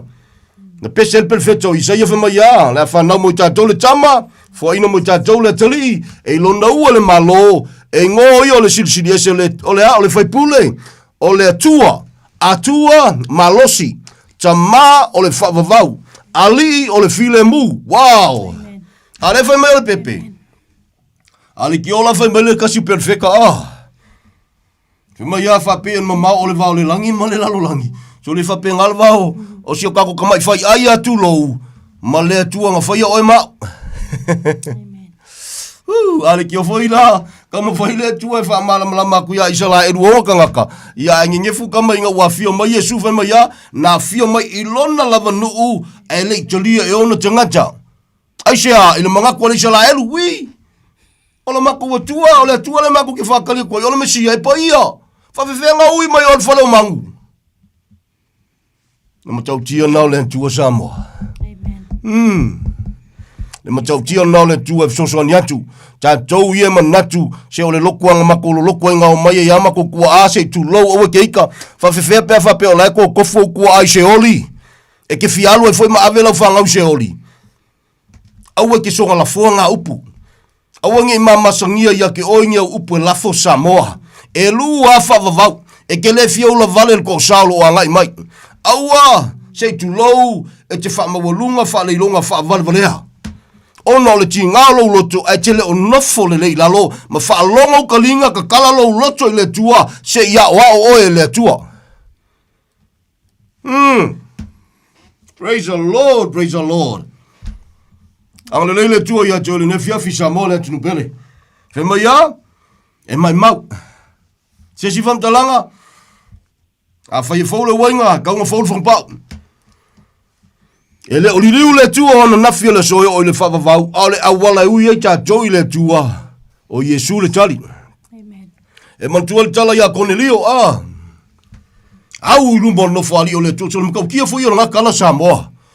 Tala noa mai le tusipa ia whemai a, o le tangata, wau ilumo le tua, le matango fia ma le manongi le lei, o lana au nanga, o ana me fai le tua, o lona o langa ilumo le tua, moli maulu le angelu whemai a, wau ilumo le tua, e saua le angelu koe sen bei le tua mai, saua koe whaisi ko inga, wau ilumo le tua, e malia lau susunga, wa uma ona tampena le tua le awala, mo tangata soifua uma i so se ngangana i so se lanu o ai o Yesu le ala upumoni maleola ai fa fetai foi le tua ilo na mana ia o le soifua tau tua si ko inga kone dio a amen ko a ami a fa pikoa ai a ami ko foi la kala kamo pina a oi sole Nanga foi kama esel ka ua foi kelo me fa le ko ai ol me matango fie e le fesiringia ka unga soi fu pika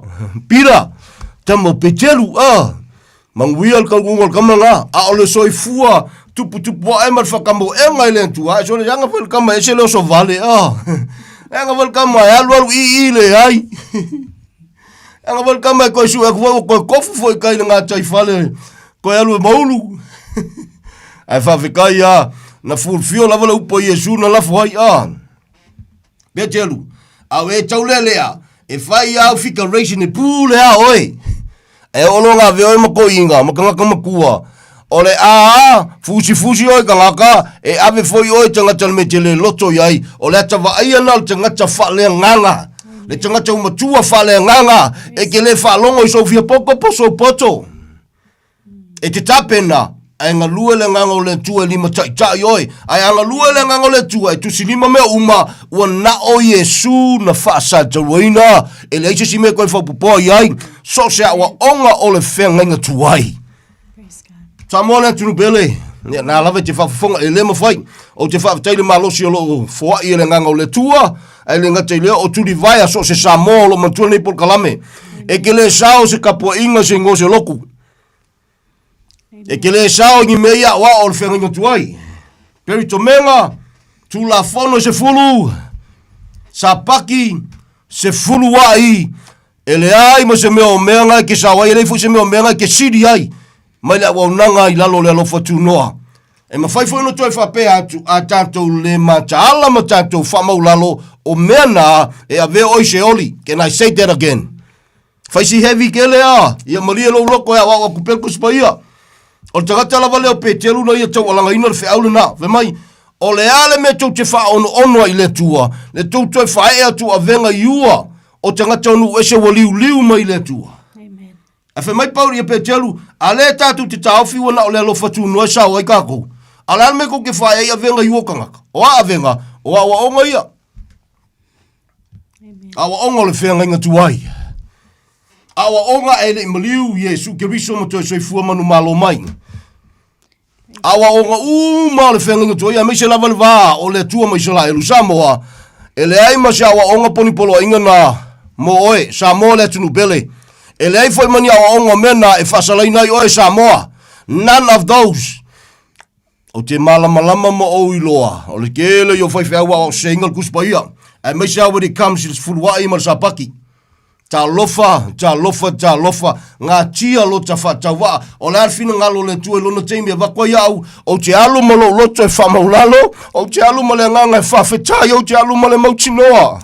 E o te alu foi malo mautinoa. E ka penga le tua sisi koe ka avel fe au. Hallelujah. Ai se a o le ale fe au Samoa. Wa na o Yesu na whasa taroina. Wa lewa nga pese mai ai Paulo leipu filfilia monu ese. Oh, we worship you, Father God. Hallelujah. O le vinga fo i le tua. Nga tielo tato whatau waa Samoa le tunu bele. Pea no whasoa le matanga. Hallelujah. Kalangal kamanga.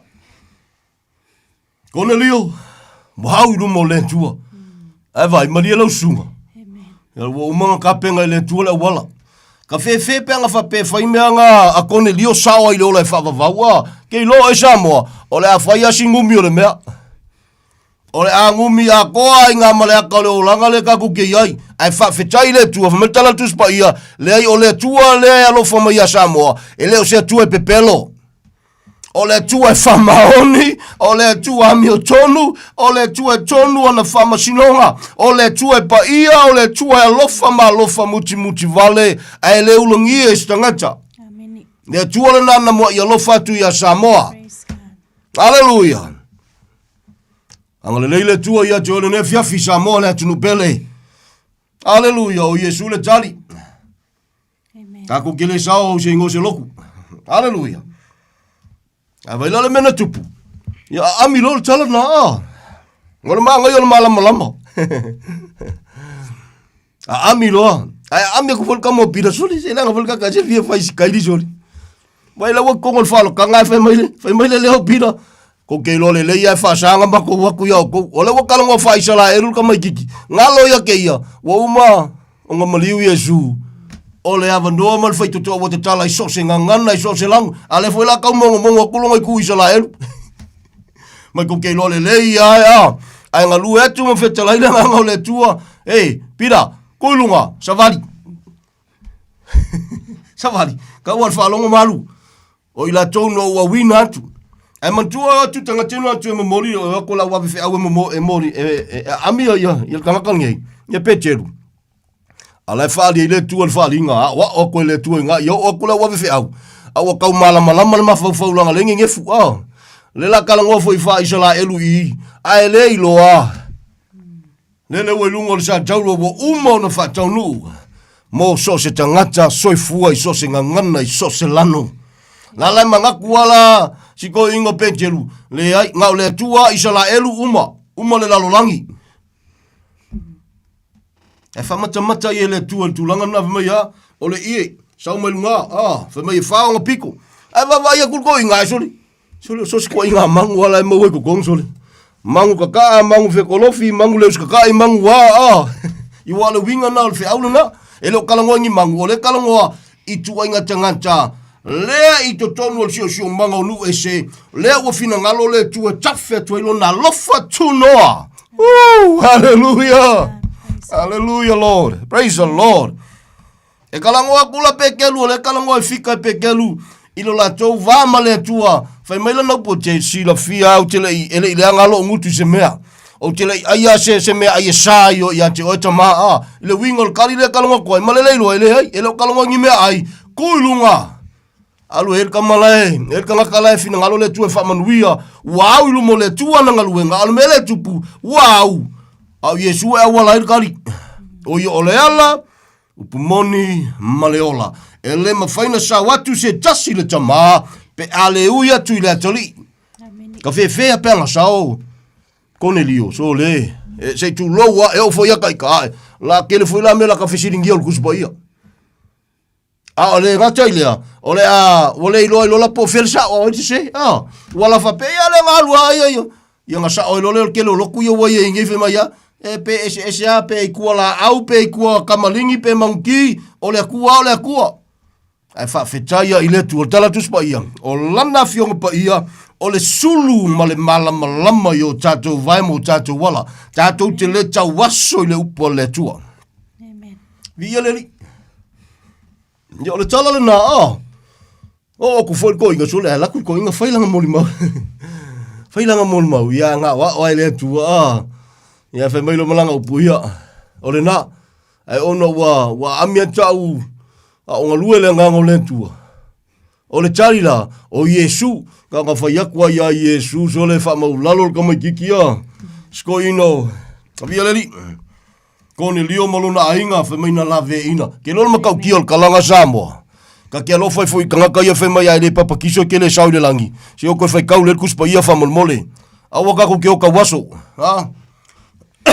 E mua receive ko inga le nga malonga ainga le nga pa ia fa kwa muli papa kiso o fela ke ku o ele ke fa mai le papa kiso ke le sau le fa vau awa tatu te ota waso Samoa fa fe au kai tou se ya o nga ku nga me fa pea se manga yel ka ku fa mole so sonia tu ya te o ne fiafi praise the Lord praise the Lord mena tu pula inga le na Ngalua le nganga pa yo le tua whamanuia le nganga pa yo le tua mulmuli ange whakwa whakofu.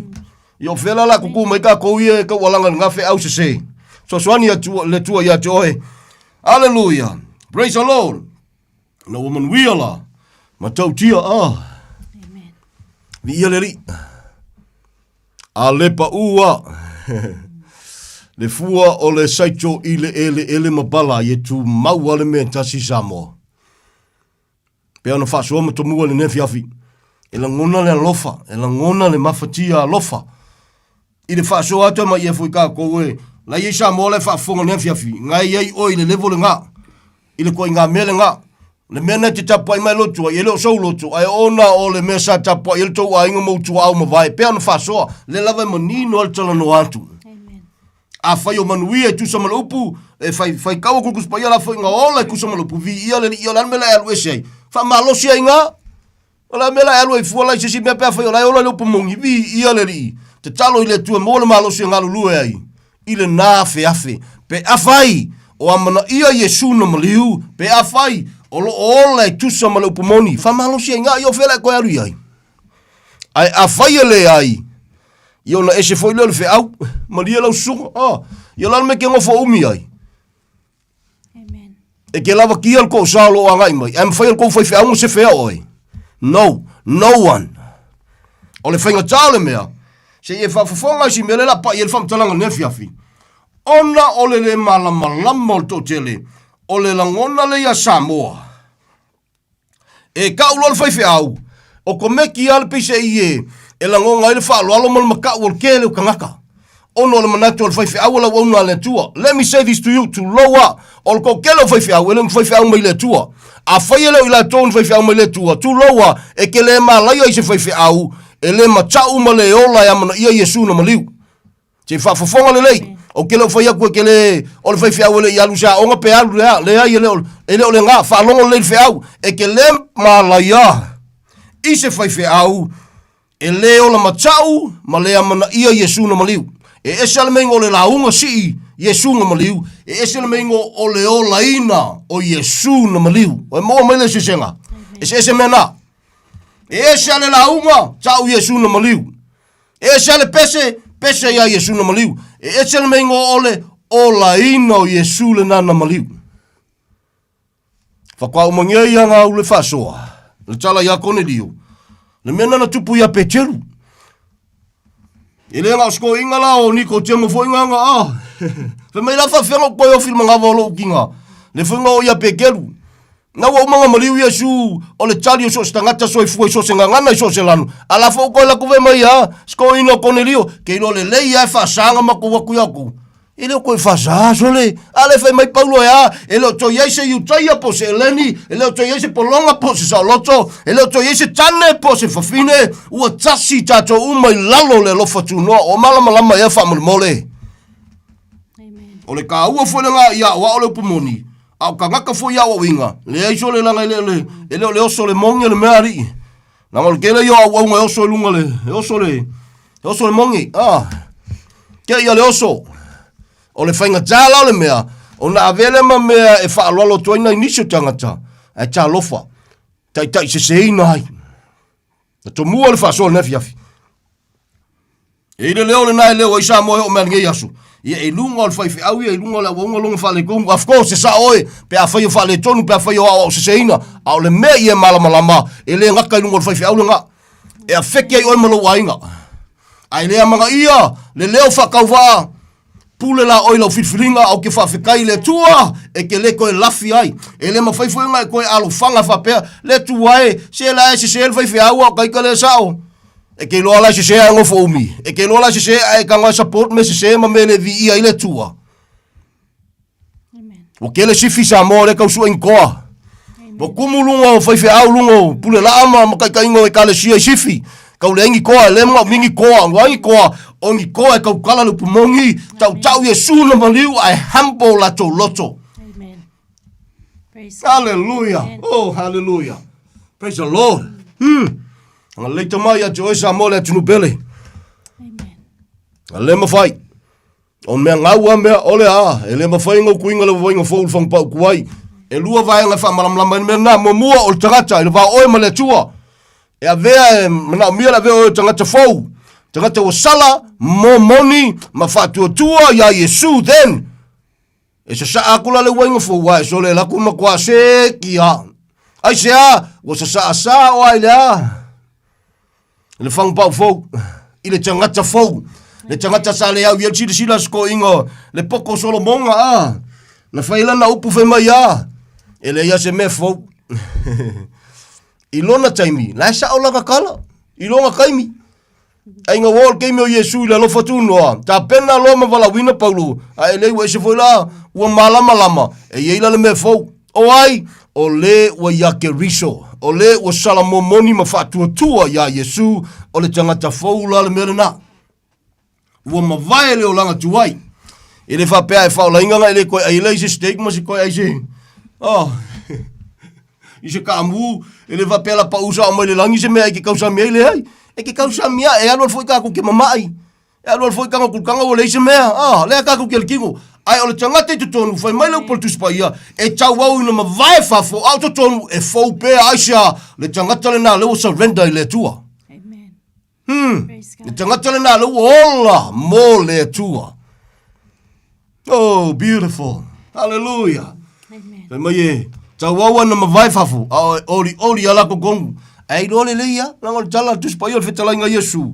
Ei loa le la au yonga fua. E le mawhai, o nau tuina, le wenga fau, i le whangu pau kuai, e mai mau. Ia ka kososo aku ile si mai mau. O le ale si mai mau. O se fai mai ia e alofa e mangu ilonga vai makua. Mai mau. Ia fa ngaku ia ngal vai makua pole rima makua foi. Amen. Lu ia tatou ia le ato tol malosi. O te fa maulalo ile tu o sila fia telo Samoa. O e lo fa fonga per telo Jamie. It was just over 2 years ago. Say tu lo so tel fan mai. Ila tau lo sila fia le tulanga. Pe amale ono ma ia vai aso o fan mai ile tulanga sa yai. I'm so humble. I'm so grateful and thankful to the Lord. Praise God. Amen. O to telo tangata sa fia fo ile tulanga, ile stroke. O le to tele e o ai nga maliliwa pe nga le konse fulu le recovery. To tele no tangata. Au te whaftai le tua. I'm still in a recovery process, but I'm so grateful I'm able to talk, walk, Amen. and keep praising the Lord, keep thanking the Lord, and keep preaching the truth. Praise God. Ia fo koe fo ngal wenga mo koe wal kau singal fangau mo famalo singal wenga leli. Oh man, I'm so grateful. Ko kele kangaka talo pe ya Samoa tele nei tangata a fia stroke e o nga maliliu ia o mafakia. I'm so thankful and so grateful. Amen. And I'm sure ele na wa tangata. O le ala te mi vala wele tu le ola fa tova. Man, wa oli mo wingul so malio fa maoni le lo fa tu no le tua. Amen. I also believe it's one of the strength. Ta pena le tua fa ui mo ita. Se ma kwai fa ila le fe au sole. Humble. Am kwai ka walanga ya Samoa, ya Samoa. E ke le mafai ko Samoa lo anga mai. Praise God. No one can.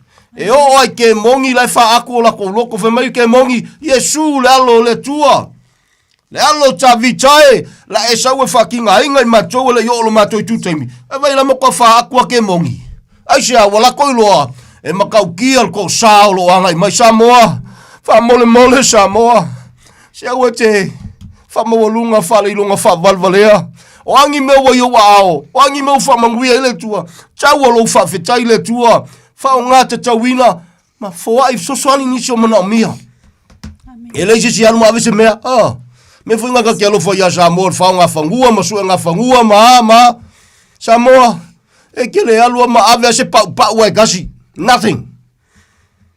Au mo se ele ku so fa le o mai fa ka le tua mai o live ia le li. Au manga o mai so uso po ai lava. Se kwa oi se me fa ku so nga fa le o ave ai. E ke alu ma ave se mea. Au ngalu wenga nga sakangi le faka waso i ka ko Samoa nga saule mal manatu le. Hallelujah. Ia langa o me yo mo o me so makuwainga langa o me nga fu koko so makuwainga wa yo ingo falupenga wa lava Samoa ele tunu bele na o Yesu ale tali. Amen. Yesu na fa sa tawina te fa manatu ya joy. Yo la fea o fea ka mai maka o me singa Samoa. There's no such thing. Petal no tus boya. Ole mori mau tus boya fa te tau ya Samoa. Maka kia. Ole fa lu penga o Samoa fa kakau. Le fa lu penga la kalon kus boya fa kakau ya Samoa nu ese. Nu ese fa pau fa naunga to sa o fesiria ke o Samoa. O fa fofonga nge fiafi e ke mika ngi meia. E ia se Samoa mika ngimea. Nga le fa mau lalo o tatou loto. Na le fa feta yatu le lofo le tua. Akala ngoi sala elu mesinga. Nga o la koua. O le tua na o si fea ngainga mai lantou. Vi ia le li. Na tau e Paulo. Fe mai ia. O fili. I la tou le tala le leilanga. Lo au mai le lofo le tua ia Samoa. E ala ia Yesu na maliu. Fe mai la ia. Wa vela la wali ia mafili. Ai lave ina la tou ono tupunga. Romana sutasi fema ya no fale la to tonu ese fa sanga le tua la vea isala eru o totoe I le temi. O le prophecy ngai le kamu in the coming future. Hallelujah. Pe a avesea na le kalesia. Le kalesia e tau tale tau na fa tau le toto Yesu Keriso. Hallelujah. Hallelujah. Praise God. Praise the Lord. Ia ola malo mautino Samoa. Ia ola malo mautino ia ao lofo tama. So se Samoa o salamo moni ma fatuatua ia Yesu Keriso. E lole le ia foringa vai o kanga. E ola le kingo. E ke vai koe ngau me o le kingo. Wa ngau i le tua. E so se kanga if you claim yourself o se kanga faulainga ke ngau ia me o fongua ma swafa ma. O lo moni awa teita e te le faulainga. Can I say that again? Ngai ku ka ko fafo. Ngai ku Yesu i fafo lo wolanga. Po se fai fe au po ai lava Samoa o ai lava. Ale ke ngau i more kingo. Ele faula inga ka ua langa tala tuspa ia. A fai wa tatou wola ile nganga. Ia tatou sava vali fo i fa le nganga. Tala tuspa ia le so potiti. Ele ma fai lang fai mai ka ko wola fa le nganga. Ai alu ke lo kaimi mana mafau mga ngana i meo le tino. No. Tala tuspa ia fai mai sa to singa i tupua le ngana o ai ia. Ka ngaka Samoa. Ko singa ia kupua le nganga. Ale ke malama pe ang pepese kama ia. Lau fai upo Samoa. Ke whalongo ko upu wha. Mo upu aiku mo upu ke mongi. In Jesus name. Ma polonga ia. Whaseseina ia. I le suafa manu malo Yesu Keriso. Te tautala pulenga in Jesus name. Satani wai fai ina e whavavau. Lea ole alu afe tausanga talu ona maliu Yesu. Ma ofo ina mai le saulo tonga. I so se tangata soifua. Olona whaingata. E whai oel whitwhiringa na. Pe te whiriwhiri te lia oia i loo langa pele ai. Pe te whiriwhiri ke surrender ia Yesu pele ai. E uia wa maliu Yesu mo tangata uma. Ai wa yetu inatu. Le mele na. Whai e oel whiriwhiringa. Hallelujah. Menanta wa langai Paulo whema ia. Na o molitino ia iutaia whatasi ma eleni. Le mata upu ni salamo. Ma le whatuatua ia Yesu Keriso. Whiriwhiringa na oi. Hallelujah. Whiwhiringa le whakamai aku ngei lela whaia tau tonga whawhetai le tua, whamanuia le tua le whainga malo eo la tula i atu. Al whiwhiringa la, nga whaima whamoe moe ko kelo kamaka e langlang sua. Le whiwhiringa le kalango kolka kom kaupu. E kuanga oe lumo le tua. E leo ka iainga. E leo ka ingu ka ie ka le sia. O le whisiri, o whenga e kua Yesu ilo wolanga. Au ala ke ika. E koe ngofo le lila loma e koe mafau mai wha pei fo ilo lotu tama. O whea tonu se wha ilo mea po whea tonu le te a fio ai. Te ofo ia te ohe pea whai o ngā ki whaki mua. Yesu i whafolo o langa Samoa. O te ofo i se Samoa, even though ta te malama ko kele i o Samoa pe pese maloloku. Anu ka whale kongwa o langa. Te ofo, ia e whawhetai a pele loto. O loo wha pale pea. Lona lofa tu noa. O lo te tala pea. Lona lofa tu noa. Whe mai whape o na pō noa. E whape nafo i laso le atali o tangata. O se tasi. O lui tau. O se lapata inga o le natala. E kasi alwhai koko a anga kapungi le tua. Whape ngafo i liri kaimi o le. E kapungi le lofa tu noa i mai Samoa. Kapungi le tua. A o long kapungi. Ia ka lo whai. E muli o malwhainga malo. Po le ko sao le tua. E mua. Ka whili sau ngoa le whainga malo le manwhi ai. I le Samoa e misia le whaalatanga le pe au na alu si tianga. Ma kau kia ia. Samoa le tunu pele ke le mawhaia. In Jesus name. Amen. Le petianga luenga whaia inga sa kangi ma le malosi o le pauliuli. O lo whakaua so inga ko ke le Samoa. Manga o mea pe manga o ngau i mea o kingo. Nei ma se mea o ngā mea mwhaingaru Samoa maave. O si pili e ko luolo a fia ke lo Samoa.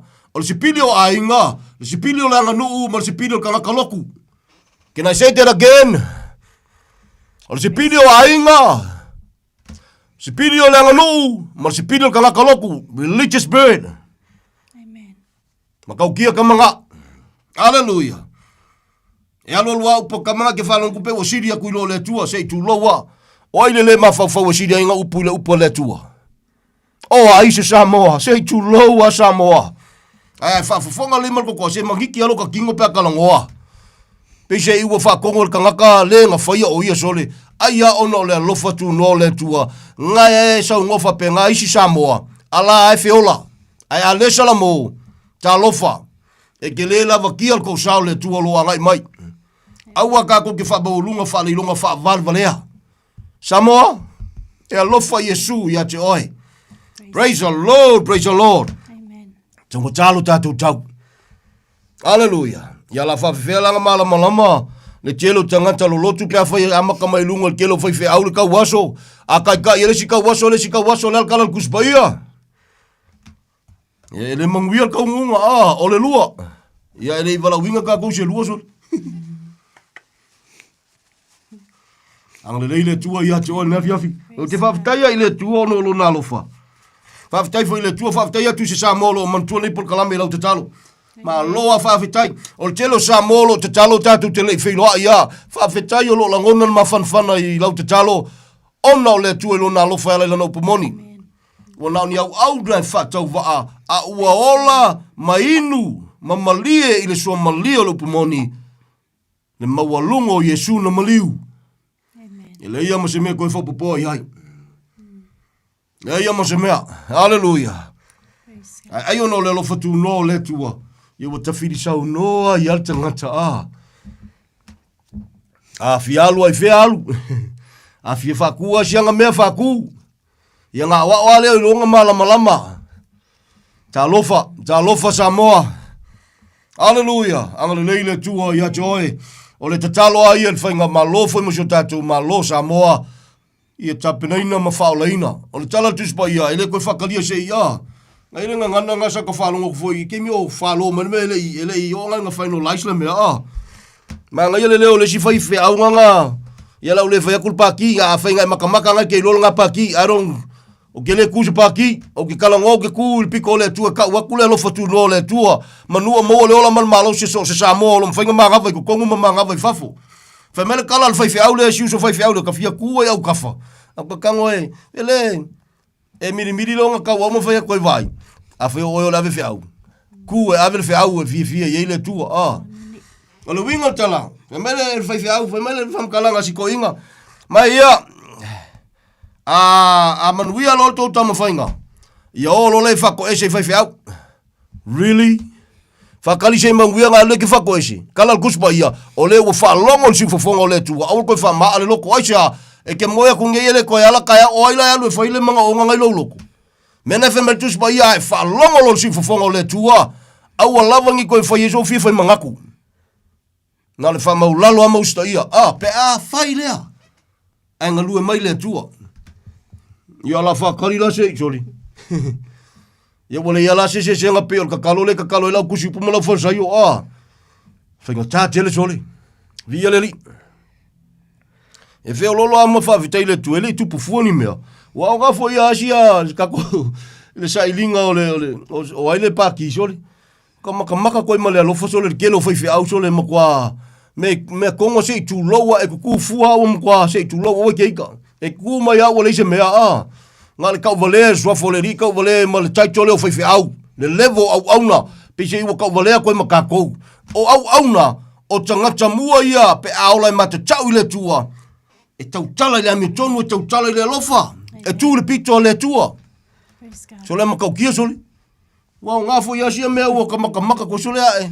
E leo pepelo ase tu laule. Le taualanga el pol kalame nei e manu malo le pomoni. O le al taualanga. Sa moa e leo whaiwhia umongi au unga mai le tua. Anga uko whafafonga le kelo i lato. Taualanga lalta ko pol kalame. Ia whaolainga. Ia whaolainga le a. Le au le malo. Ia whaolainga. Le palemia, le palemenge. Ka ngaka umolo ko kongo le whainga malo. Ona tangata nu. Ainga le tino wo mai masani ia whaolaina.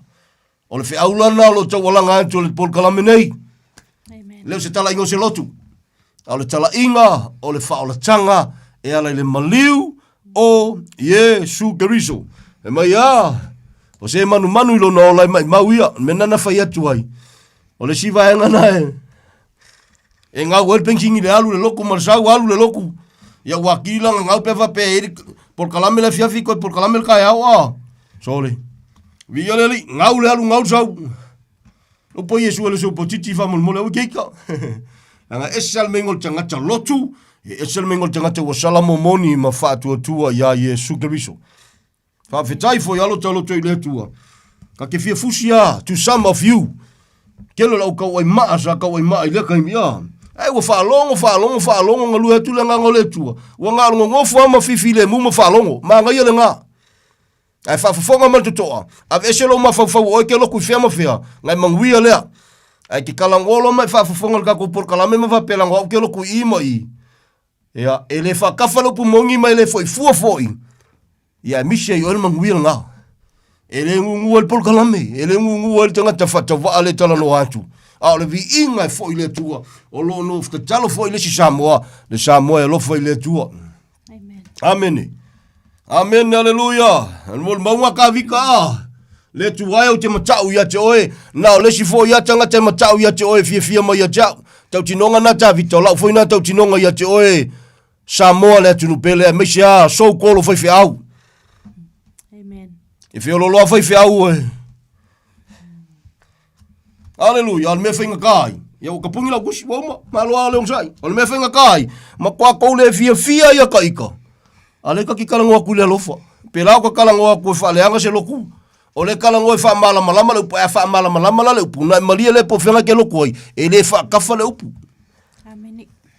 Hallelujah. Praise God. Ale mele mali e. Makwa. Oh. Aya onga whafusanga i pe. Makwa le mawhaifunga mo i face. E leo ka ika. Whakauwa aia. O ka se whakauwa. Le shoka. Aye, e ko nga fal kolul se fale nga ke ngo foi lau sunga fa fe nga o kai kai o fale o a le lo fole tua wa u fa mungi nga lo ko le to lu fa na ma la uso o so le e se na ma nga yo so e wi nga pe ku kulul fale o ala a wa ile tua la vi e tama. That's all it matters to us. That's all it matters only. La uta pena le tua no fuanga fe ma ya o ko no fuanga la nga se ki nga o le no fuanga e iei male mamalu o le tua, ma leo pa ia, o sekilanga, o ke fia ngofu lai nga. Bia neri. We worship you, Father. Malua leong sai samo. Malua la leong sai. Ia le la fai. Fe mai paulo ia kalatia. E au te ofu. E a wa avea, wa tau avea e ta ita mawhiri a te o tau ala lo tala ia to lo pumoni. O lau foi le tau tinonga le Samoa, mal fai au mal Samoa le fia mai onga lo pumongi. E a wa vea kai ka mawhili. E la le wha soa tu lo pumoni, wa nao Yesu na wha sa tu loina. If that's the case, that is your choice. That doesn't stop me from preaching the praise of the Lord. Praise God. E le ma whainga ngungu as long as I live. Ta watu ia te oe le lofa o le tua, ta watu ia te oe tau talo tau. O le toto. O Yesu ke riso le siang sala lis pepelo na ia tau aveino tatou whale tonu. Ma te tu ilungo le sa tau lo tau alanga lo lipu whiriwhiria whaima ia na o molitino ia iu taia whatasi ma eleni le mata upu i le salamo ma le whatuatua ia Yesu ke riso. Ia le whiaunga ka walanga e o mai ia le whiama Yesu o le ngā lava. Le fui laka kou, laka mai fol klisimasi. Ia, wei kakou, malo le onsai. Ne la o mai fol klisimasi ia kakou. So kako fika ngisi foi lemba pe na fa na mo Yesu fa lo manu and all that and this so le se sa mo fa mo le lo ko pepe Yesu le sa ngi mai sa long ma ka ki long ma malua. You imagine that so le ka ka wo fiku se ful ka sanga la fa ko longa so fa nga wala pepe se mai ya manu wi lo tasi lo tau sanga fa na e mo ko ile fia ale pi fa le hango le mele fa ya Yesu pe sa kangi sa wa kalo ma ka ke lo fa loku wa. Na pe ala ia manga ia, ele manguia sole, o le fai ia sa kangi a Yesu. Lau Yesu pole Yesu nga mo ia lofa mai ia Samoa. Ele ko pepe Yesu, he's no longer a baby anymore Samoa. Amen. Te titi saulo na matau tia le mawhain koe pa Yesu. Woo! Matau tia na nao le tua le liu ona nafi o le soyo o le whawawau. Whamanuia le tua. Whamalofa aftai mo lo temi whawanoina Samoa. E la tolo no ftatalo, whamalofa aftai. We need that. E mana mia lava, lau te talo, mole malo, mole vingo le tua, vem whamanianga mo Samoa, o loo mātou te talo foi, ma mana tua so se tangata soifua, o e ua whiri fatasi, ma le tua, e ala whamaulalo ma whatua tua ia Yesu na maliu. Ta tau ia leo fia, ia, o leo po Yesu nga lafo. E le siri rea, le au aunga le makai, a whaifu inga sau Yesu lungo le whongai, le ngei, e le isianga sala le si pepelo, a ingosia kam whai, isa la elu po kangaka yukai e lama lama. Ia e whapenga foi. Ia e lea whainga. E le tenaona. Amen. O lo wola po leoti. E se le maanga i o le alu ma le mau ki ngosoli. Beautiful. Ia le li. Tu mau alo fata mai lungo tato uma. Pa malo whaftai mo lo taimi whawanoina. Anga le lei le tua. Me se foi Samoa ilo nalo tu foi ile whatautoina o le whainga malo tulai mai anga le leile tua whamanuia le tua ia tau lenga tele sila i me tonu ma me e te tau matala whengai musu tātou watanu ai mai se o le wha o le tanga a wai mawhaianga pale mia pale menge o le alava a o le malo ai ale ai e sule o langa sei tulo ia o whainga kālea ia le alea ngai mawele lalangi umamalo na matango fie Samoa ai mai maule soifua mai maule ola whaftai le tua whamanianga le tua tūlanga ola ai e whawhiawhia le tua e ala tau tua so tātou watanu anga le leile tua i mea uma ngā tialo tātou whatau wala whais te talo ta mai fo i le vi inga ia te oe whamalo whaftai tele nea fiafi Father whaftai tele lava nā whaftai ma le whamaulalo Praise God. Manatu pesi o matou watanu pele o Samoa. Tau watale tau. Amen. O lo tuto na malingi. Hallelujah. E le siang sala le pepelo i o fufonga ina tau aveina o matou whale tonu. Hallelujah. O lewa, so se tasi sala mo moni ma whatu tua ia te o Yesu. E le ngate tau whana wina e lawa fi. A wa tau wa mia tonu wina fuaina ona o lowa lofa tunu. E leo ni ngaluenga. E leo se le leio stanga teina ne mita. O lau lava fio le na mo ia lofa. Mele te talo tama. So se Samoa na whafafonga le polkalame fo le nefiafi. Ngalue atu, ngalue ane, ngalue i folo wanganga pa ia. O le mele ma fo ia tangata. E le se mea whainga tā i lau wa fio tama. Wa mai al ngaluenga, whao ngaina i le ola whataua. Fo i ale vi inga, i anche oe nei maso umalo mātou watua. So mātou watunu pele, i ona whainga malo, i ona teitai, polkalame o lo wha solo. Amole mole a wate tu la fo ina tamani o matu ainga le chino ni wo o e masani. Lau fala tanga tapina ina manu o maua le ava nolo matu watu. Si tiu alofa me umatama. Le pulengo le tio le whangalo ina te talo alofa whalo loa le ainga fo i tama. Le au auna lo tiu te male ainga o alofa whalo loa le au noa. Le uso mal tapo inga tama le ministry.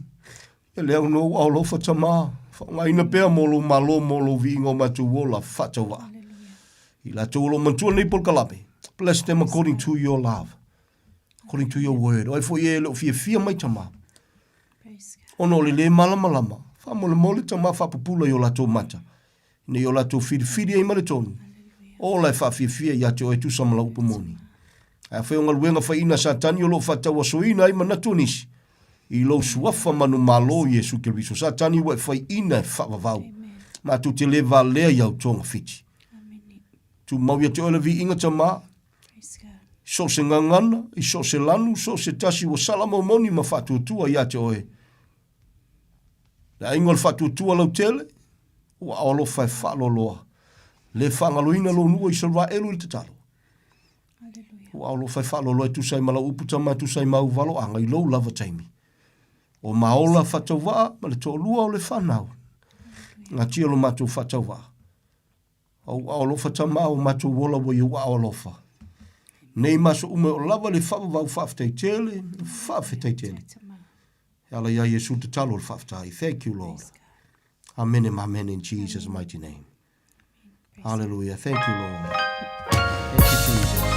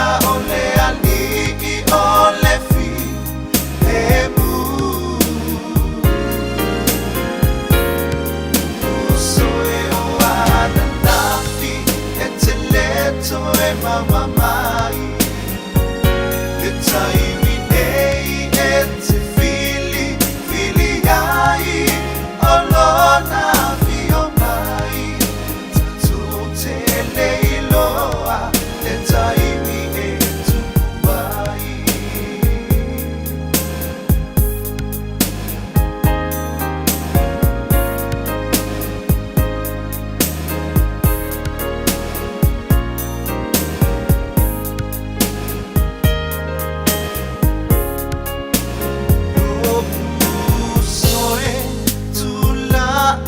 Masau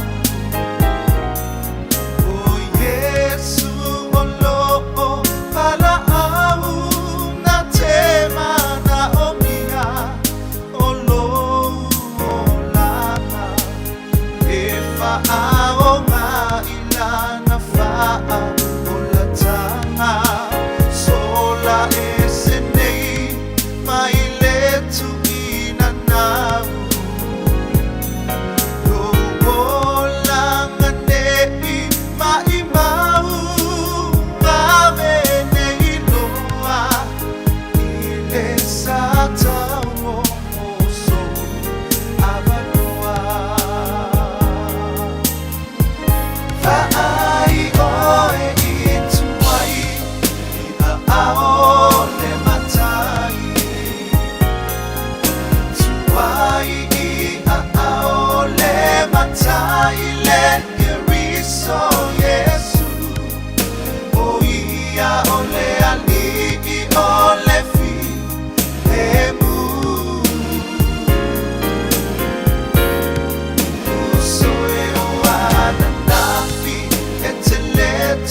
Mama mai, le taimi nei e te fili fili ai o lona fio mai tu te leiloa le taimi e tu mai fa ai oe i tu mai a o le matai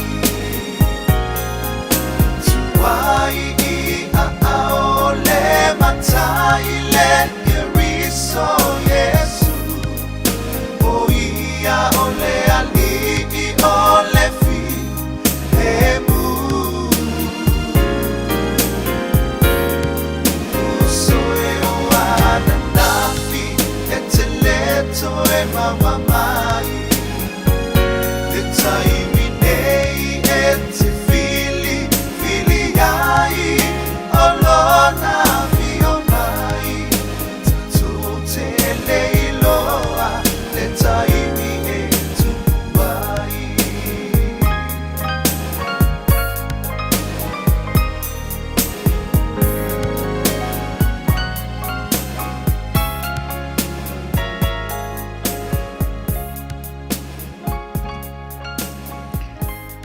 Se po Maria pena nai vai oe ye tuai fa mai tuai le tanto toi por clamere le po e maro le moni ni lava por clamere lo pena ina pasta titi salpe mar per tuai a tania pa maro pa tailo sunga titi mar per tuai a tania mo pena ina nei por clamere ta tonu upo le ola sulu yo tato vai mam lama yo tato wana nier po atu ngoala i misur pa moe moe o le whainga malanga mo Samoa ia lo whareri ima tau tai pēa lungo peau ngalu le ea ia e mese lava le lo whareri patonu inai na ngatu Samoa ia o manuia e te ai mni e poi tātou e pēlo iai la pai salamo leo le li i lo papo ma lo whale mni whainga malanga titi ma partoa ia Tania Balu minute wote ale tula spulu patalapatu ia tina ia ta ele tole pai li i pele mai sini Australia mara inga ropeta pele masina ma lopa tain mapta mai pali sina leo pali imsona tua tina ia Australia pasta okuso Yosua ma lola patai la tani ia alolava a Rio Sio Papena po ia pātolo se napo lava weli. Ea, manisi wa misi nai po ua mareko, ma le ainga. Ea, o Samara siata ti nai. Ea, manisi wa misi ako. Ai, voi maisi oma. Ea, wa misi as. Ama, se manaia. Ea, ma le ainga, nuia lava le po, malo longa nei po ta tonu tau runga istau tua le ona pata wa sa mole tonu pene fa fetai fa tai tene le anga lei lo to italia ino lo pata wa i mota malawa tonu lo sa pa penga venga o tonu e mau kran manu tu tua oi fa fetai fa tai tene lo to manatu mai fa mria le tuan malo ta to tonu Nana masa ngana wale tau te mali uso po tu le ngana taito e wha mau lalo a taito malo le tanu wha ma ngano mai le au na patau waa ai a lofa le li uptia so i fora tato wola le poong sa maria mano longa le nei po ar wha i tai au le manuia le a lofa le lao le tua mo i tato ia tato wha po i leo lona vi inga wono mea matau wha mnia le li ngā venga whai o le vai aso pe au dia le anga leo matai mo au lo tātou tua